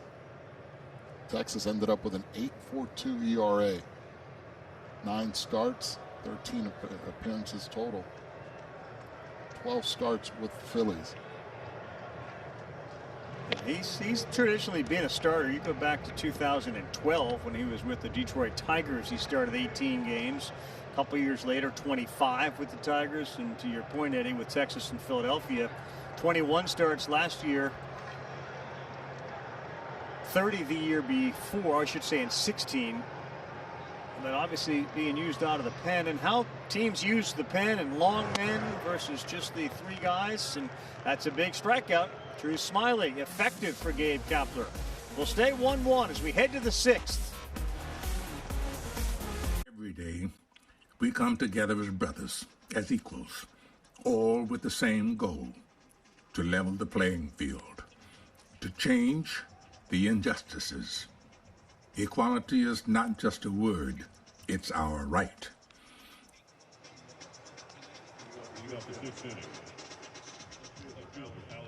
Voice of Morgan Freeman, and some pregame images from the Dodgers and Giants, with several players kneeling during the national anthem, and the unified fight for social justice that we saw from all 4 teams tonight, kneeling and holding what appeared to be a long rope, signaling that they are all together as players, and managers and coaches involved as well. Yankees and Nationals, and the Dodgers and the Giants. 6th inning with the Black Lives Matter emblem behind, and a 1-1 game in the 6th.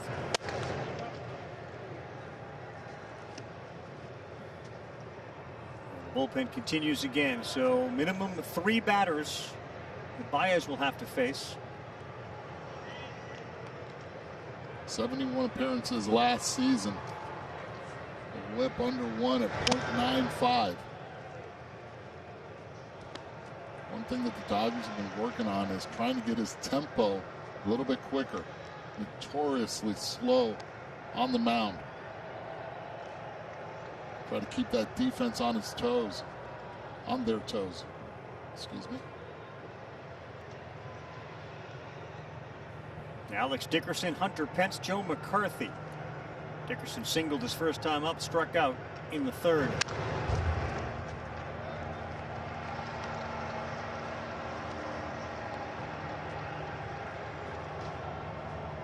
So the Dodgers 41-19 through 60 last year. Most of the projections of the best teams in baseball, 37, 38 wins out of your 60 games.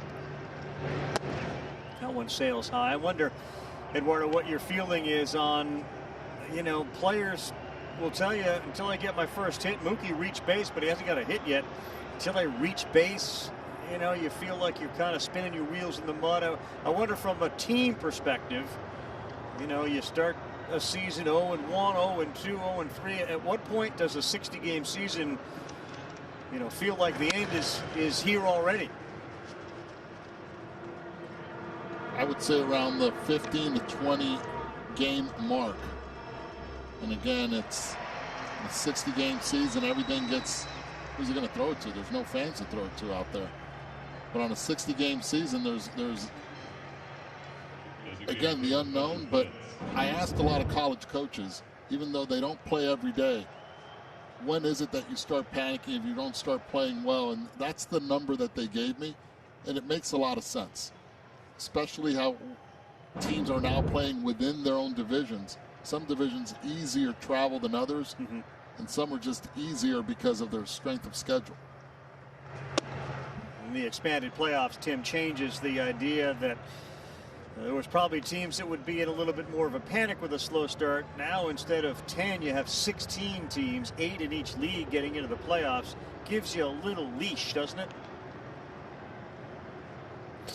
Yeah, that's an enormous difference with 3 extra playoff teams per league. So if you get off to that slow start, which is not recommended in such a truncated season, you at least can make it up with more playoff teams. And that whole playoff structure is going to be so different. And for those who think this is great, mad dash to the finish, every game matters, you know, everyone has a chance. It's even more of that with more playoff teams.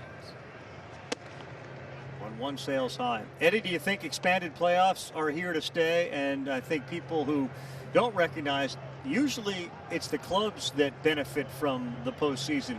In this case, $50 million was given to the players, to the teams that make the playoffs. So there's obviously a financial incentive as well. Here to stay, expanded playoffs or not? Here to stay. I believe so. I mean, you look at it this way. If you add 3 teams to the mix last year, the Cleveland Indians, Boston Red Sox, and Texas Rangers would have made it in the American League. And the New York Mets, Arizona Diamondbacks, and Chicago Cubs would have made it in the National League. I think it just opens it up to more fans not giving in, not giving up yet on their season. The Phillies would have been looking outside, and so were the San Francisco Giants. They would have had a chance last year. Even with a 77-85 record to end the season, they would have played it differently the last month.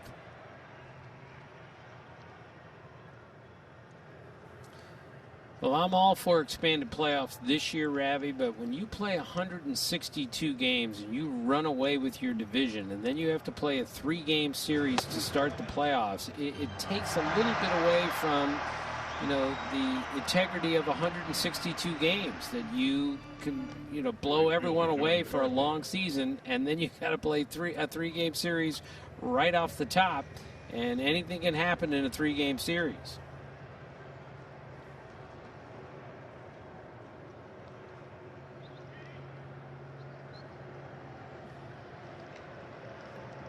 Tim doesn't like change,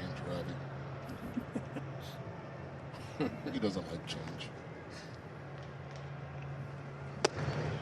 I think Tim prefers much to be at a ballpark than sitting in his office doing a game off of a monitor. I think Tim is, if he could transport himself to any ballpark, he would choose that over most other places. Look, anything is better than nothing. Trust me, this is great compared to what we've been doing for the last 4 months, but there's no substitute for being at the ballpark, and there is no substitute for crowd noise and the energy and the atmosphere at a ballpark. And this is great baseball tonight. I love it, but it's better when there are fans in the stands. Way better. Baez got 2 down, 0-2 to Joe McCarthy. Popped up, shallow left, and it is Soros Seager who is over there and under to make the play. Bottom 6, Kike Hernandez, Jock Peterson, A.J. Pollock for the Dodgers, tied 1-1. Welcome back, everyone. Opening night baseball on ESPN. The telecast is presented by John Deere. Good game, Giants and the Dodgers. And the cardboard cutouts as we begin the 2020 season. Suit up for the season, MLBshop.com. Check out the 2020 on-field jerseys by Nike. Get the largest selection of official caps, t-shirts, hoodies, collectibles, and a lot more. Gear up with your favorite team at MLBshop.com. Game started by Johnny Cueto and Dustin May. The bullpens have now been activated. And a low-scoring affair tonight. Dodgers 8 home runs last year on opening day. And they've managed just 1 run so far tonight. Rico Garcia, last year, minor leaguer, as the ever-changing San Francisco Giants in 2020 parade out a variety of new names. Gone are the Bumgardners and Bochy's of the world, replaced by, as we saw last year, Mike Yastrzemski burst onto the scene. But tonight, Alex Dickerson, Joe McCarthy, Mauricio Dubon, Tyler Heineman, and of course Gabe Kapler, the manager.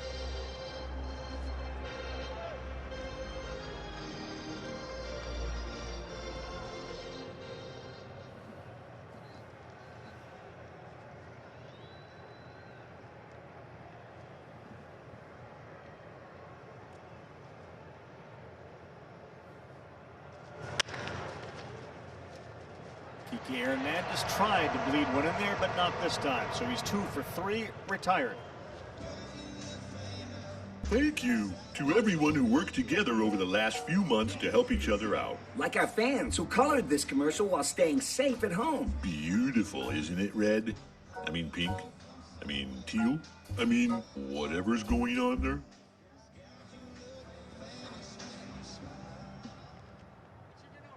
Dodger fans supporting their team by getting some cardboard cutouts of themselves as Jock Peterson steps in. It felt a lot like during summer that the hitters were a little ahead of the pitchers. Tonight, the pitchers have been up to the task against, especially in the Giants' case, a very good Los Angeles Dodger offense.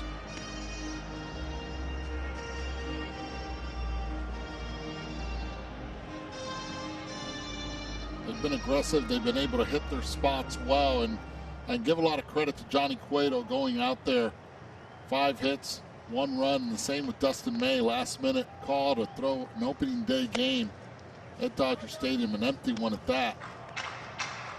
But still able to control his nerves and give the Dodgers quality innings. That was our pitching summary. It's brought to you by Geico. How about that Garcia changeup to Jock Peterson?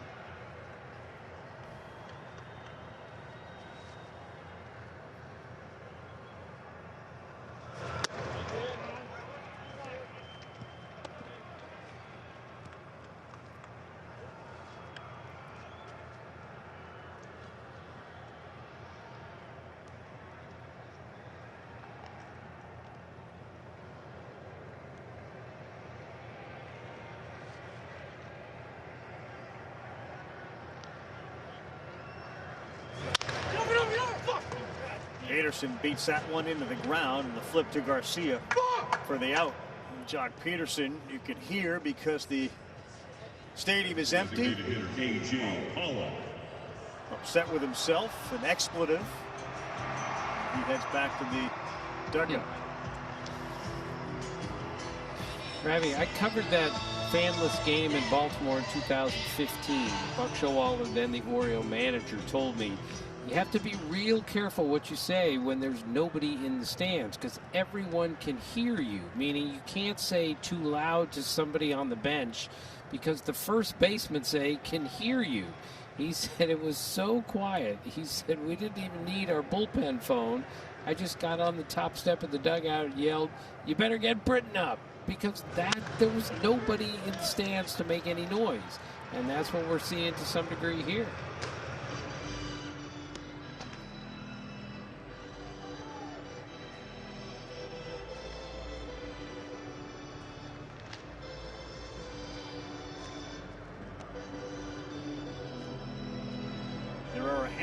Celebrity cardboard cutouts at Dodger Stadium. Tommy Lasorda, who we've seen a few times, isn't the only one.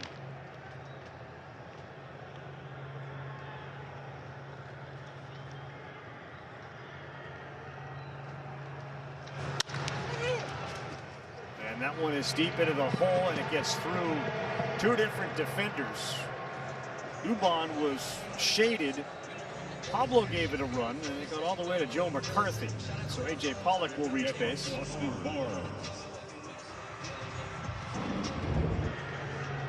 First time you see there the shift in speed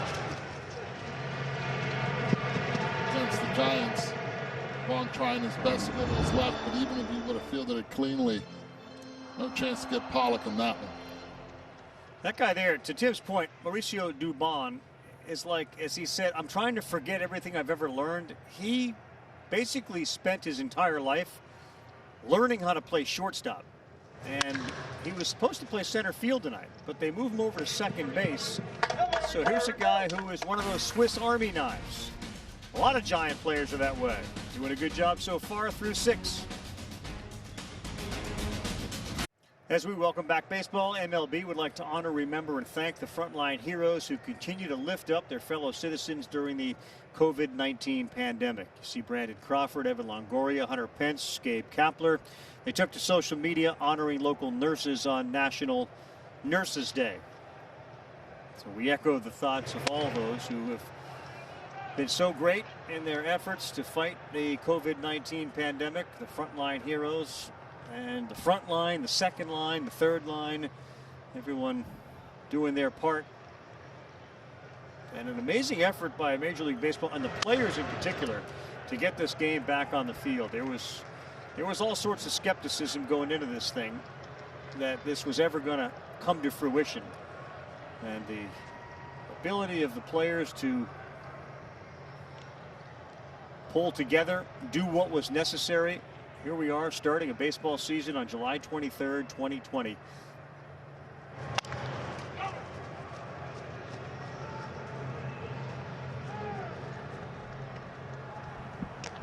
Speaking of frontline workers, many of them at Dodger Stadium, because that has become one of the central COVID-19 testing sites in the Los Angeles area. As you see the cars and the waits that we've gotten used to. Amazing patience.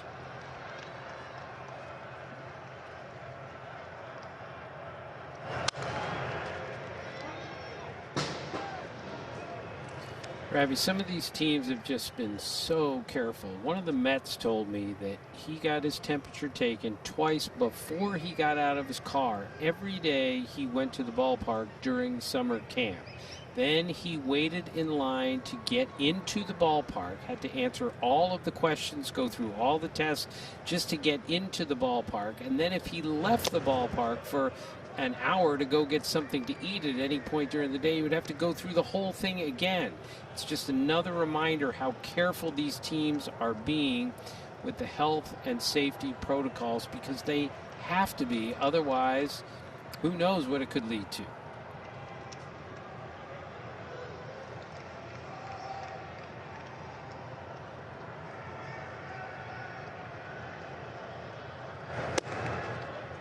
Dubon strikes out, and Baez continues to do a good job.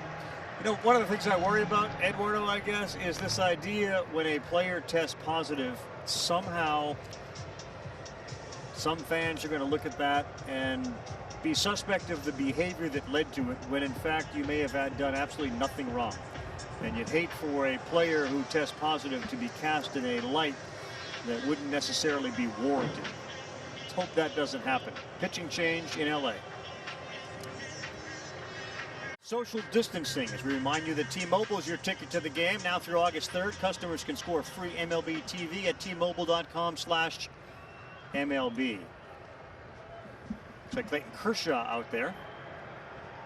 Saw a shot of Max Scherzer at one point during one of the summer games, sitting behind home plate. And Adam Kolarek becomes the fourth pitcher for the Dodgers in this game.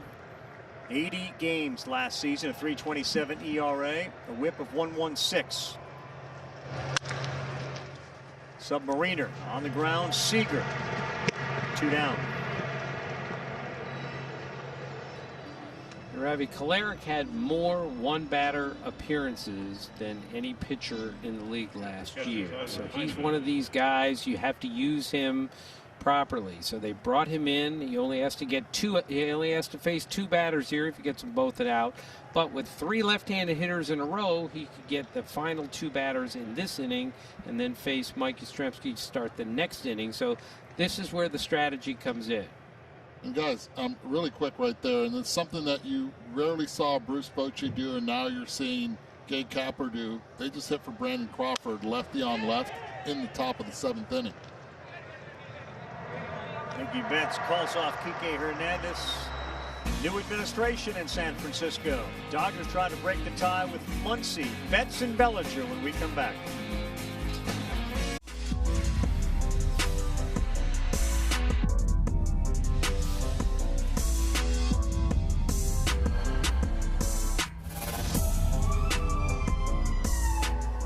indeed starts tonight. The Dodgers and the Yankees. The Yankees winners tonight in a rain-shortened game over the Nats. They are the co-favorites to win the World Series according to Caesars at plus 350. Shortest World Series odds for any team entering a season since 2011 when the Phillies were plus 350 to win it all. No preseason favorite, by the way, has reached and won the series since the 2016 Cubs.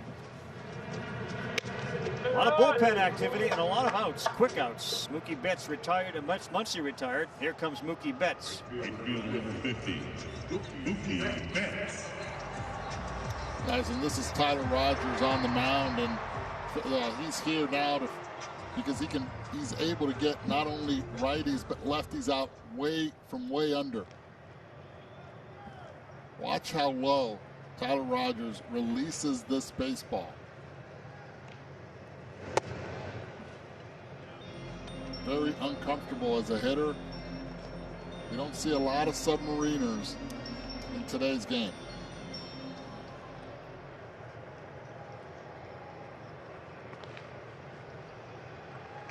Solano in at first base. Dubon has moved over to third base as Gabe Kapler's starting to move guys around.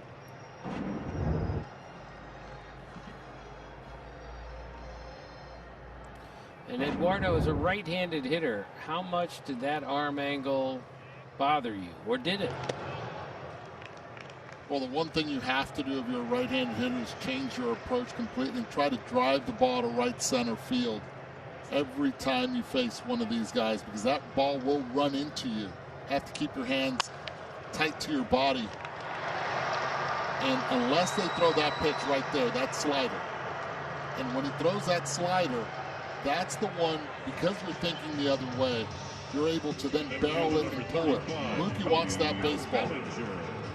First hit as a Dodger. First hit of who knows how many as a Dodger before Mookie's done. Again, slider. All because he's thinking stay middle, and then all of a sudden, once he recognizes that spin, Pablo knows the significance too. Pablo's signaling for the baseball as well. Betts aboard for the second time tonight. And the go-ahead run with one down for Cody Bellinger.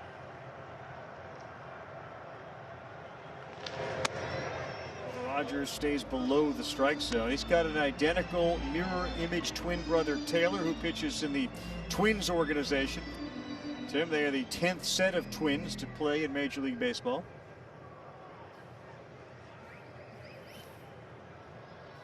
Bellinger, Canseco's, of course. Yes, a father-son combination.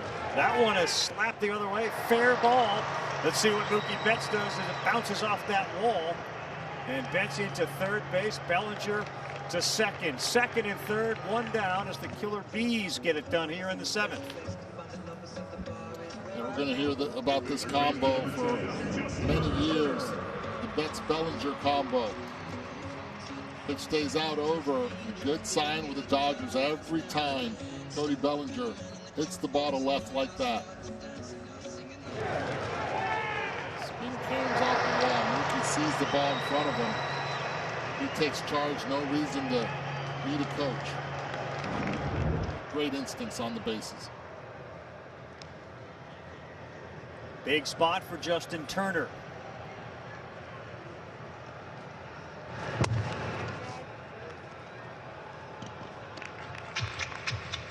Both hits from Betts and Bellinger on balls up in the strike zone.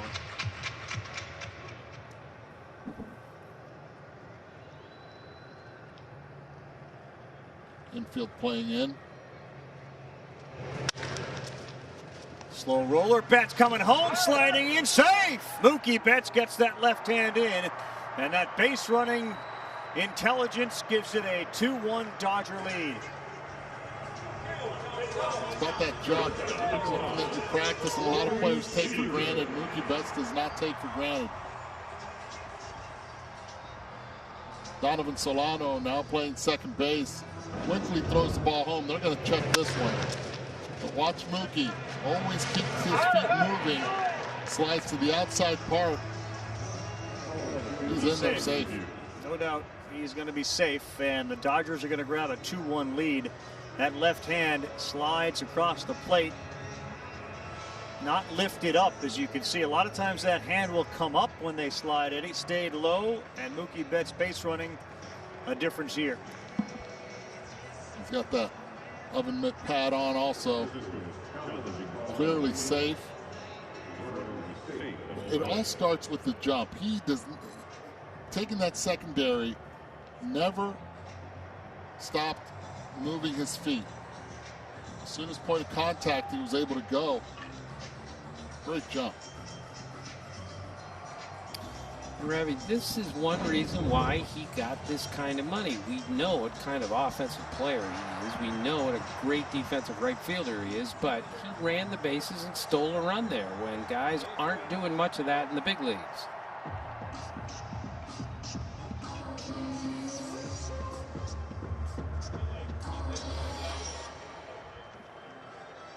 Very instinctual base runner and a 2-1 lead after Betts singled. Bellinger sent him to third with a double, and Turner brings him in on a slow roller on the infield where Mookie was off at the crack of the bat.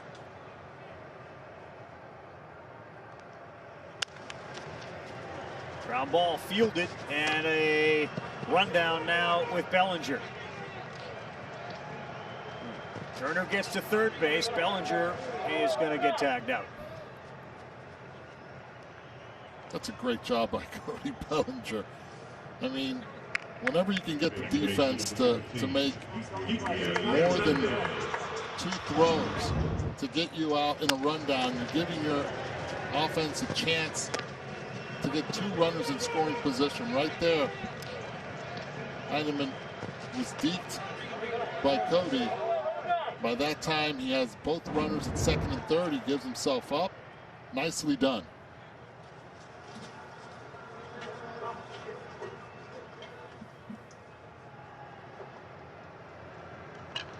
Seager advances to second, so a chance for Kike Hernandez having a good night. Looks at strike 1. Of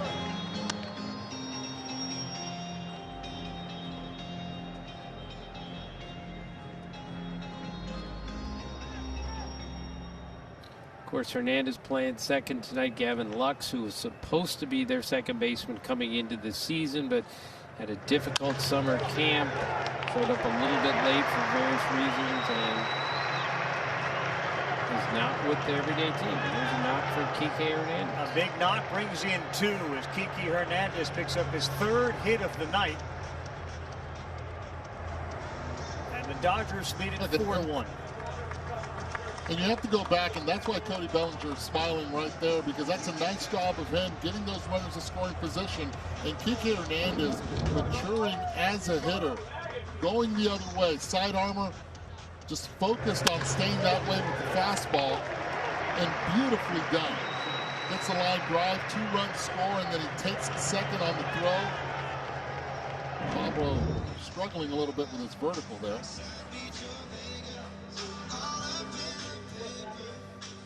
Well, Dave Roberts compared this Dodger lineup to the 04 Red Sox, and it is much about their ability to grind out at bats than anything else. They had home run power, but they made life miserable on all pitchers, and Rogers could not get the job done tonight. The Submariner leaves the game, and the Dodgers now up by 3. Welcome back to Opening Night Baseball on ESPN, telecast presented by John Deere. Carl Ravitch in Bristol, Connecticut. Eduardo Perez, he's in South Florida. Tim Kirchin in Maryland. And Sunday Night Baseball, 7 o'clock Eastern Time, Braves and the Mets. And then a doubleheader, the Giants and the Dodgers. Baseball tonight scheduled to be on at 6 p.m. Eastern Time to get you caught up on what's happened during the day and preview the 2 games at night.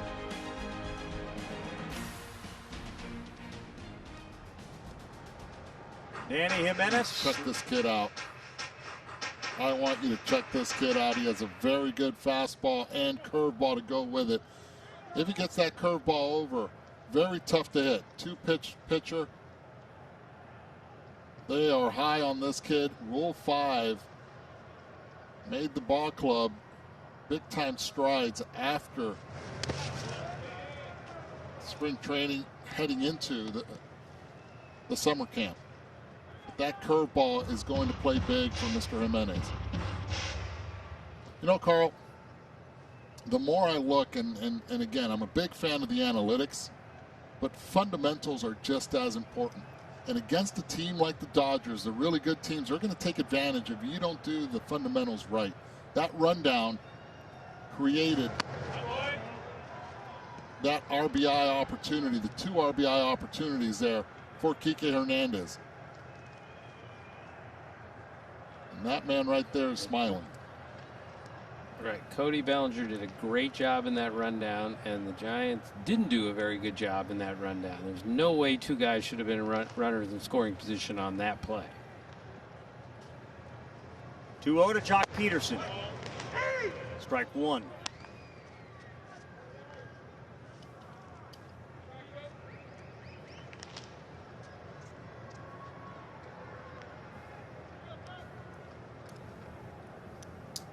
Jimenez, to Eduardo's point, is one of the interesting aspects of the Giants. Gabe Kapler told us earlier, you have to earn your time on this team. And if you show that you're capable and you do it consistently, you will play. He basically singled out Evan Longoria as really the only guy who, when he's healthy, is likely to play every day. He didn't say the same thing about anyone else. He gave a nod to Crawford and Belt when he gets back, but beyond that, he made the point that everybody here is playing for playing time.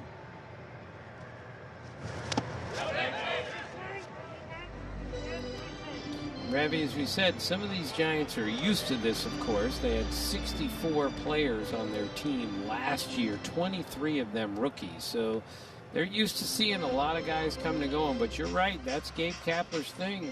Play well, you play. If not, we're going to find somebody else. I just thought it was really interesting when he took Brandon Crawford out of the game in a 1-1 game. It really surprised me because he is the leader of the infield.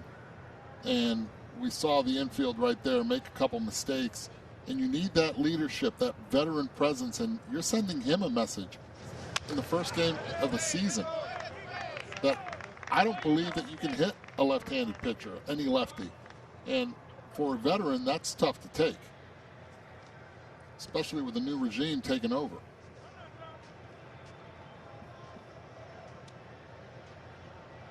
They're laughing at the way that thing got so in the kitchen of Jock Peterson, Eddie? Oh, yes. They have to keep it loose, especially when you're up 4-1.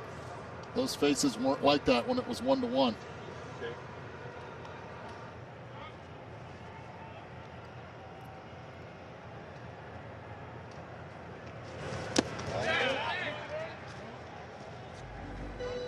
Last time we had the call strike. This time it looks like ball 4.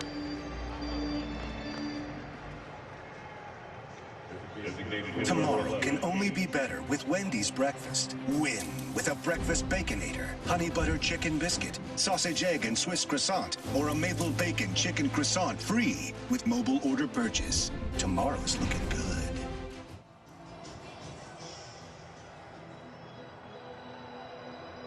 So 2 on. Eddie, how are you doing with the time? Usually you're up at 4:30 for a KBO game. Here you are after midnight doing a Major League game, and we just run a Wendy's breakfast commercial.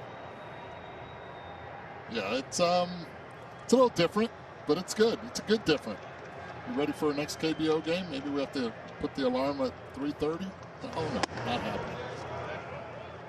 There was some news, by the way, which is relevant to Major League Baseball from the KBO, which if you haven't seen it, we're broadcasting 6 times a week early in the mornings, 5:30 a.m. starts. But in Korea, according to one of our insiders, our #1 insider, Daniel Kim, the Korean baseball fans are going to be allowed back into the stadiums beginning Sunday. Tickets will all be bought online. They'll all be wearing masks, but there is some hope, obviously, that Major League Baseball will be able to get fans back in the stands. There have been some fits and starts in Korea with rumors that they were coming back. Then that was put on hold, and now it appears as if beginning on Sunday, fans will return to Korean baseball games.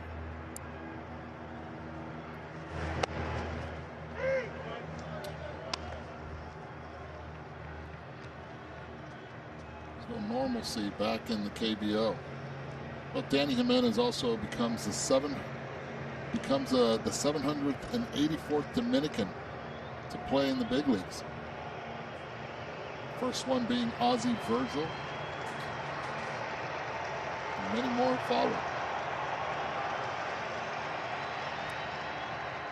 1-1 A.J. Pollock. Curveball just misses a little low. That's a lot of movement, though, Eddie, on that pitch.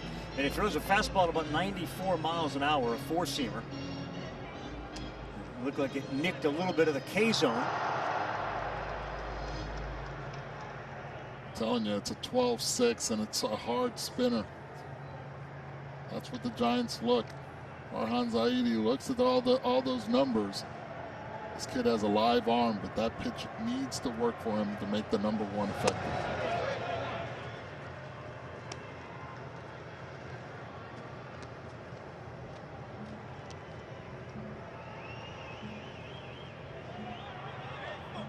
Be an interesting year then for somebody like Brandon Crawford. To your point, if a message is being sent there, the message isn't necessarily Gabe Kapler alone. That message is in conjunction with analytics, front office. And either you begin to hit those lefties, Eddie, or you're not going to get a chance. That pitch on the corner, 3-2. I get you 100%. I understand. But there's also the human factor and the leadership factor that goes with it, the accountability factor and the teachable aspect that you get from a player on the field. And I'm all in when it comes to the analytics. I love the numbers as far as the sport, but there is that human element. And that leadership quality that Brandon Crawford has with the championship rings that he has represented there and the experience, especially not having Belt or Longoria in that infield, you need it. And guess what? You don't know if in the ninth inning there are going to be a couple runners on, and maybe those analytics weren't in his favor in the seventh inning, but in the ninth inning you might be missing that bat against the right-handed hitter. Now Jimenez has walked the last two. He gave up that single to Kike. It's a 4-1 lead. Bases are loaded for Austin Barnes. And the Dodgers can blow this one open here with one swing. And start this 2020 season off on the right foot.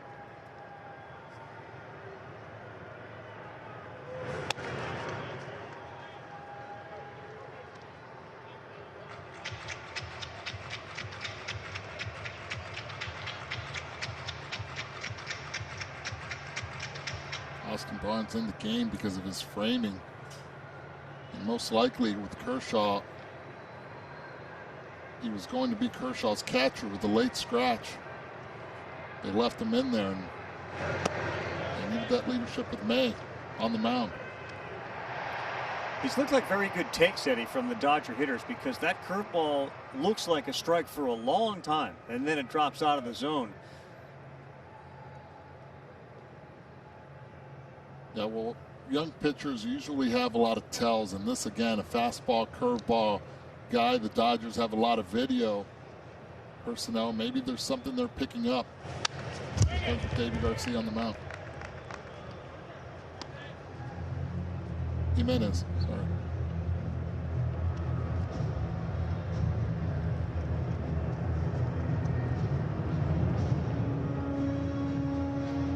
I had a chance to talk with Brian Cashman for about an hour the other day, and we were discussing the role that analytics plays and how frequently you have a conversation with your manager after the game if you kind of go against the numbers. The shift was on, safe at second base is A.J. Pollock, and the Giants give up another run.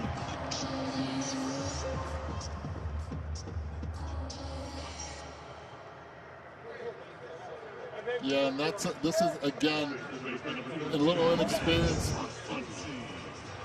with the positioning. You already know if you're shortstop, Mauricio Dubon is way over to the third base side. Donovan Solano has to go to first base with this play. There's no reason to go to second. He's way over on the pull side. Again, very sloppy play by the San Francisco Giants. late into this game. Right there, Donovan has to understand where his shortstop is.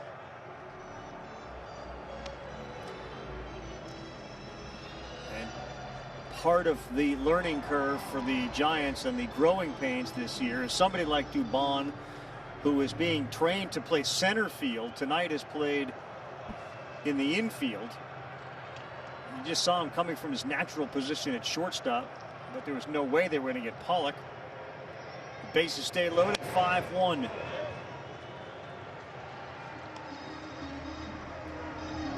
So the point about Cashman, though, was those conversations do happen. You had all the information, and yet, you know, you went in a different direction. Can you explain what it was? And your point is often the answer comes from, well, you could just see, or we had a conversation with the player, he wasn't comfortable doing this or that. And I think that has to do with what you're talking about, the human factor. There is. And again, there's that leadership factor also. Come into a situation where most likely Brandon Crawford had, I don't remember the last time he was pinch hit for in a 1-1 game in the 7th inning, even if a lefty was coming up, because of the value that he provided with his defense on that infield. And knowing that a right-handed pitcher could come up later on in the game and you could face him with runners in scoring position. Well, Danny Jimenez just walked Muncy on 4 pitches. Peterson touches home, and it's gotten away from the Giants. Mookie Betts is going to bat with the bases loaded.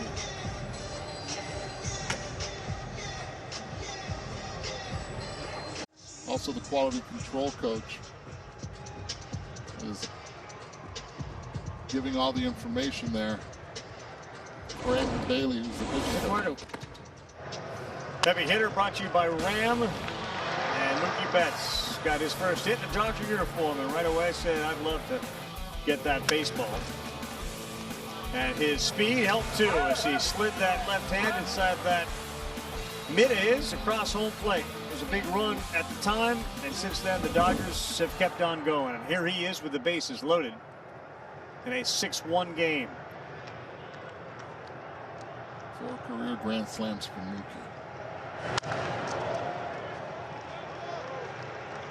Look at that bat. He had a good pitch at 94 to drill. It.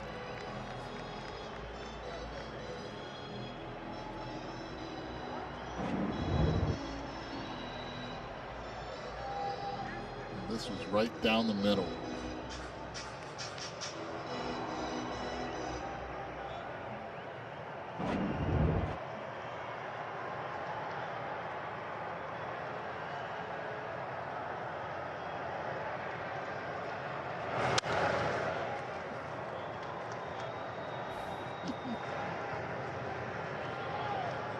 Andrew Bailey went up there and he said, don't be afraid to throw the number 1. And so far, 2 fastballs right down the middle to Mookie.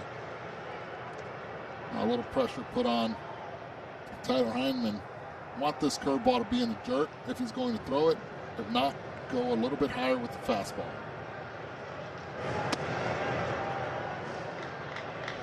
Overthrew it.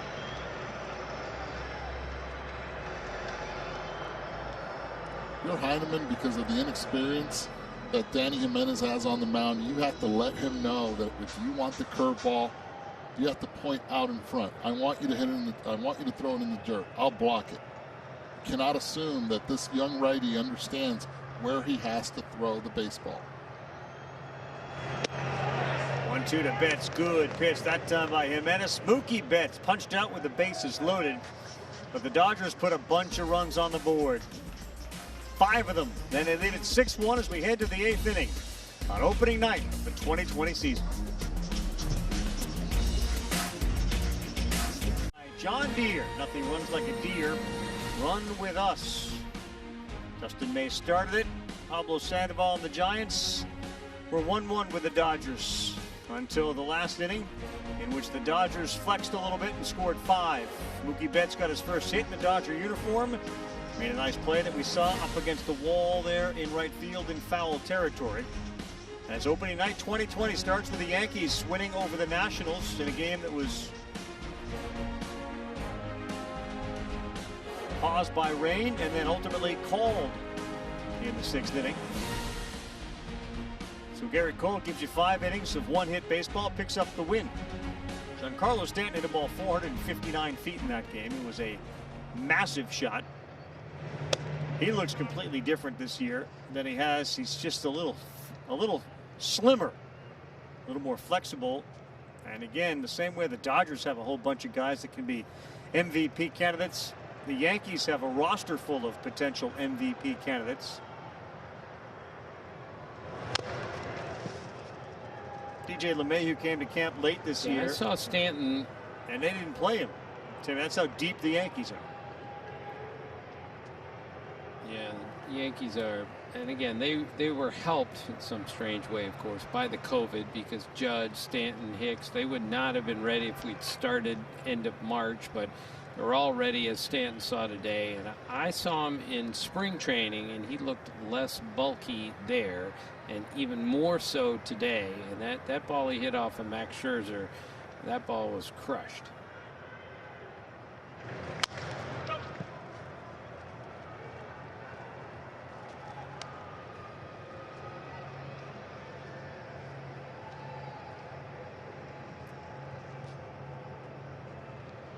Recently, one of our alums, Kara Lawson, took over as the women's head basketball coach at Duke University.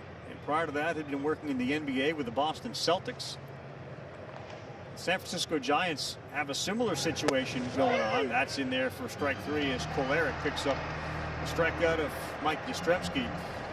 Alyssa Nakken, she's a baseball coach for the San Francisco Giants, the first female coach in baseball MLB history. And the first to coach on the field during a major league game. She was a first base coach. She's been with the organization for a while in a variety of roles. And now very much a part of the fabric of the San Francisco Giants.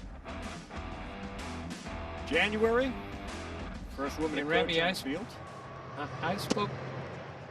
I spoke to Mike Yastrzemski about her today, and he said she is fearless. She gets right in the middle of everyone as in doing a drill, really understands the game, loves to talk about it. He said she hasn't thrown batting practice yet. We're waiting for that. That will be telling, but she's really made an impression on some of these guys so far.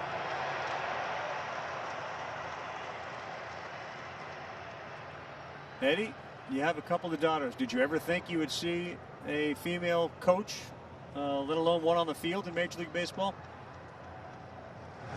I'm glad I have 2 daughters that, as soon as I saw it, let's put it this way. The other day they were playing the Oakland Athletics in San Francisco, and I told my daughters that sit and watch because she was coaching first base during the summer camp game against the Athletics, and I want them to dream. I want them to dream big, and just like Jess is doing here a great job with us with baseball, Alyssa has now opened the door for many other female coaches to be able to do her part.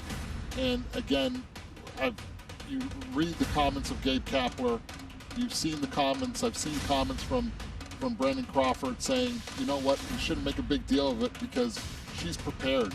She's been doing this and getting prepared for a long time. So I congratulate her, and she is just a small step into what could open the door for many more young ladies.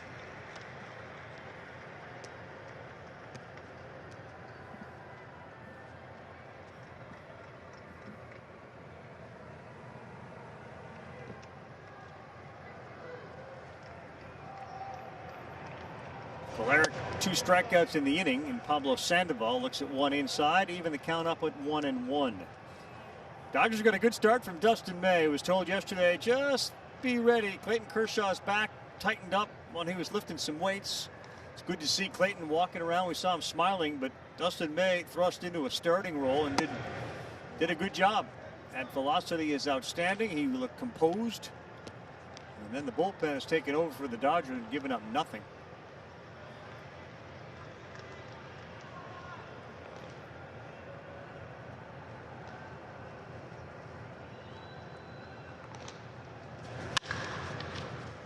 Pablo, center field. Bellinger flips it to Betts. Maybe he'll flip it back to him. 6-1. Let's go bottom 8. Solidarity with those that are committed to anti-racism and the fight for racial and social justice. Visit MLB.com/social justice to learn more.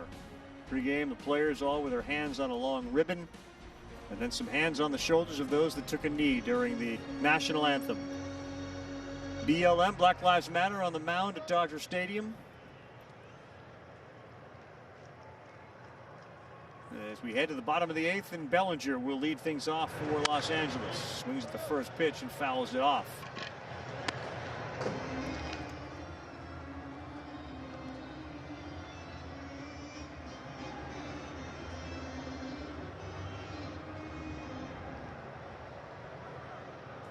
Sneaky fast. Look at the strikeouts compared to innings pitched last year in the minors. 121 innings, 154 strikeouts. Talking about a guy that hides the ball well. Good release.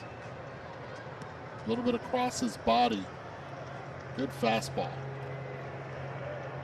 In your opinion, Eduardo, is there a component to a team that's going to be a difference maker, meaning offense, starting pitching, bullpen, speed, depth?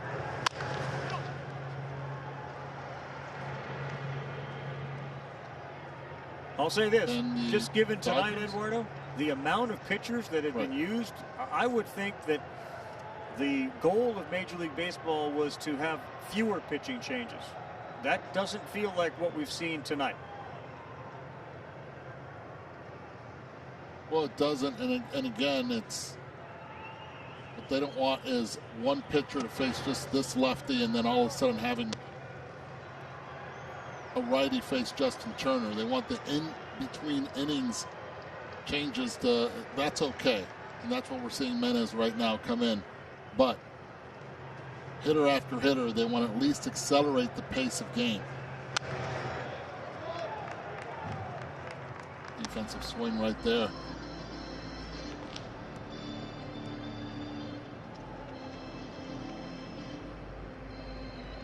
And it's early. See a lot of pitchers still not built up to their strength. Cueto just went 4 innings. How does that happen with nobody in the stands to blow up balloons? Where did that come from?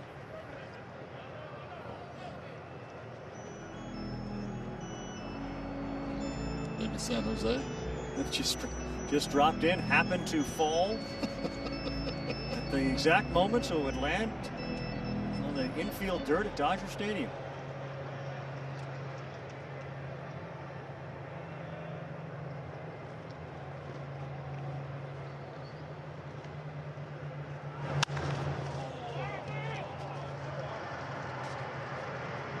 Somebody call it, the pitcher ends up getting it, Menez. He ends up reaching in between the shortstop and the catcher. Base at number 10, Justin Turner. Solano and Heineman watch Menez catch the ball. That'll put hair on your face. A lot of pitchers make that play. Not a lot of pitchers make this play. And not too many catchers run to this spot to make this play. Third baseman's got to be a little more involved on that. Well, the problem is you have the shift. The third baseman is way out in right field, so that's why he's out of there. And then you have Donovan Solano, who is the second baseman. He's actually on the left field side of the infield, and he's playing a deep shortstop. So he hustled all the way in. Good job by Heineman trying to get out there, and Menez still sticking around. That's what happens with the shift. It is. That just felt like it was up there nearly as long as the helium balloon that came down, but somebody else would have been able to get underneath it.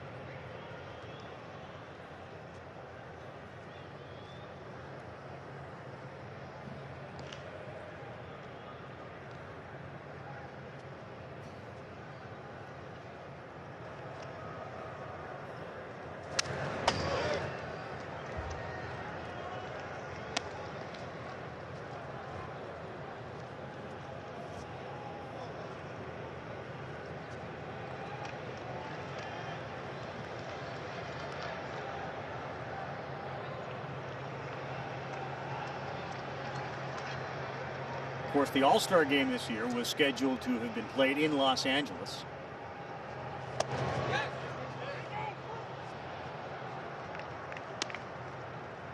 Canceled, and next year will be in Atlanta. The All-Star game assigned years out, so it's not like you can just say, well, we'll move it to LA next year and we'll push off the other ones. So LA will move back into the rotation, but not for a little while. 2-2 to Turner.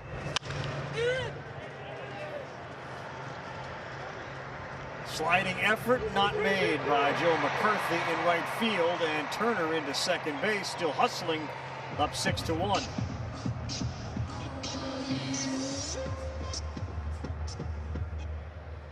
Shortstop, number 5.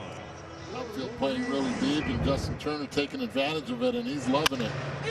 Gets out of the box in a hurry, hustling there. Good attempt by McCarthy, but to no avail.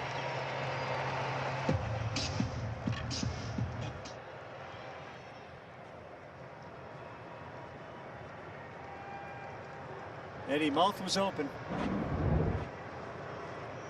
Legs just couldn't get there. I like the mouth open though.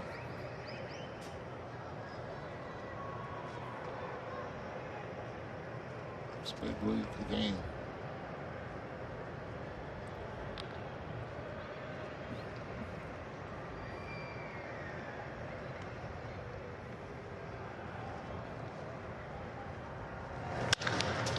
Oof, Seager, a hammer shot right up the middle, fielded cleanly, and a nice job to retire Seager. That was a shot right over the head of Menes, who thankfully ducked down. Second baseman number 14, Kike. Nothing wrong with that swing at all. Tira y tapate. Threw it, ducked, got out of the way and let his defense play for him.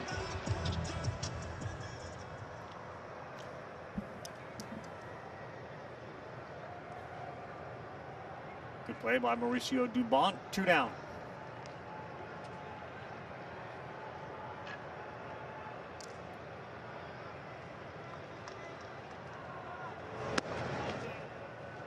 You get Austin Barnes catching tonight. Can't help but remember Yasmani Grandal with the Dodgers, and Grandal just part of one of those teams that has rebuilt itself. A lot of people like the White Sox. A lot of people like the Reds. With the expanded postseason, Fangraphs has come on out with the expectation of the playoff chances. The Dodgers are now 95%. Team like the New York Mets at 63%. Any surprise teams, Eddie, that you think may enter the playoff picture now that it's been expanded, or otherwise, even if it weren't? There are 2 teams that come to mind, San Diego Padres being one of them, and the Texas Rangers in the American League being the other with their starting staff. Just gives that much of a chance to those 2 teams. And watch out with the Chicago White Sox. As young as they are, they're so talented. They'll be able to slug. Hey, Ravi, I'm with Eddie on all those teams. They could all make a nice run, especially with the expanded playoffs. The Blue Jays have a really interesting young team, but we're not sure where the Blue Jays are going to play this year. So it's difficult to say, hey, count them in as a really decent playoff team when you're not sure if they're going to play all their games on the road or how they're going to do this, play in Baltimore or wherever. Very complicated situation. Very complicated. How about you, Carl? You have a team? I think like most, I think the Reds, the White Sox, the Padres. Deep into the left field corner. Kike Hernandez. It's gone. Home run for Hernandez, and what a night for Kike.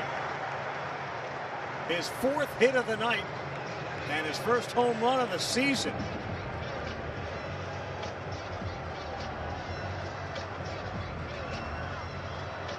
Kike has yet to meet a lefty that he does not like. One of the big reasons why he's such a valuable asset to the Dodgers, and now given the opportunity to play against right-handed pitching, hanging curveball. He knew he barreled it. He knew he had the launch angle. Just needed to see in what row it would fall. 338 feet. All right, so on a team with Betts and Bellinger and Turner and Seager, who had Kike Hernandez as the MVP? Who had the mustache as the MVP? It's looking better and better with every hit. It sure is. This one is hit on a line, but it's caught out there by the left fielder. That'll do it, but Kike Hernandez, have a glass of water and have a night. 4 hits, including a homer. Dodgers rolling tonight, heading to the ninth. Baseball on ESPN presented by John Deere. Kike Hernandez leaves the yard. You can tweet using hashtag Bud Light Homers, hashtag sweepstakes. Tag your favorite team. That'll give you a chance to win a 2020 home run ball.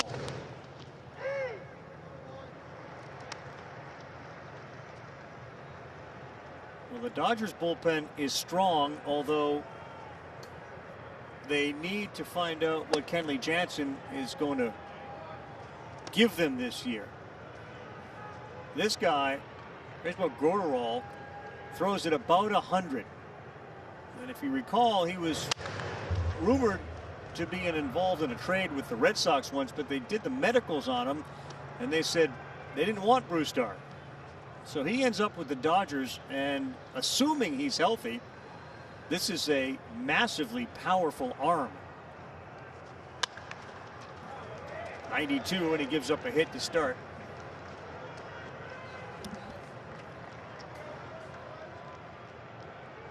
Designated hitter How do you think they make Starburst taste so juicy? Starburst? Juice-Stratic equation. Super top secret mathematical formula they keep stored inside a safe, inside a vault, inside a volcano. Oh, Juice-Stratics. Starburst, unexplainably juicy. But in the Graterol, it is another example of Andrew Friedman in the front office. I'm guessing some would consider it a risk, but they looked at it as an opportunity. And there's an easy 98. What's there not to like from an easy 98 or even 100? Sometimes you have to take a risk on arms like this, even though the medicals at one point for the Red Sox said no. So, Eduardo, we're going to see some guys this year playing with masks on. How would you do that? How would you deal with playing with a mask on? It's a great question, Tim. And again, we've seen some, Didi Gregorius being one that has been able to do it. And he will continue to do it because of his underlying condition. And you just have to find the one that works for you. And if it's to keep yourself safe, to keep your teammates safe, and to keep your family members also safe, then you just get used to it. Just like players have gotten used to wearing the protective face guard also. It's one of those situations where it's what the game is right now. Graterol, double play. SportsCenter's coming up just as soon as we're done. John Butchergross and Michael Leaves post-game reaction from our game. Mookie Betts will join the telecast, as well as the Yankees' victory over the Nats. The latest on baseball's proposed postseason expansion. Highlights from the NBA scrimmage. Is that SportsCenter next right here on ESPN and the ESPN app.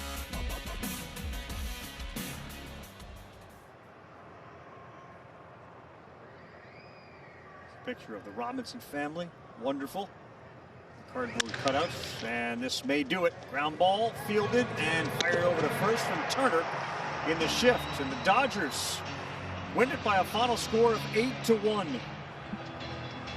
11 opening day wins since 2008. The most in baseball. The Mariners have a chance to tie it tomorrow. Zoom, zoom, Timmy, you're all done. I got a lot of work to do here, Ravi. Oh, we all do, buddy. We all do. But it's great to have baseball back. For Tim Kirk and Eduardo Perez, producer Andy, I'm Carl Ravitch. Hope you've enjoyed it. Again, the Dodgers 8, the Giants 1. It's time for SportsCenter as Mookie and LA get off to a great start.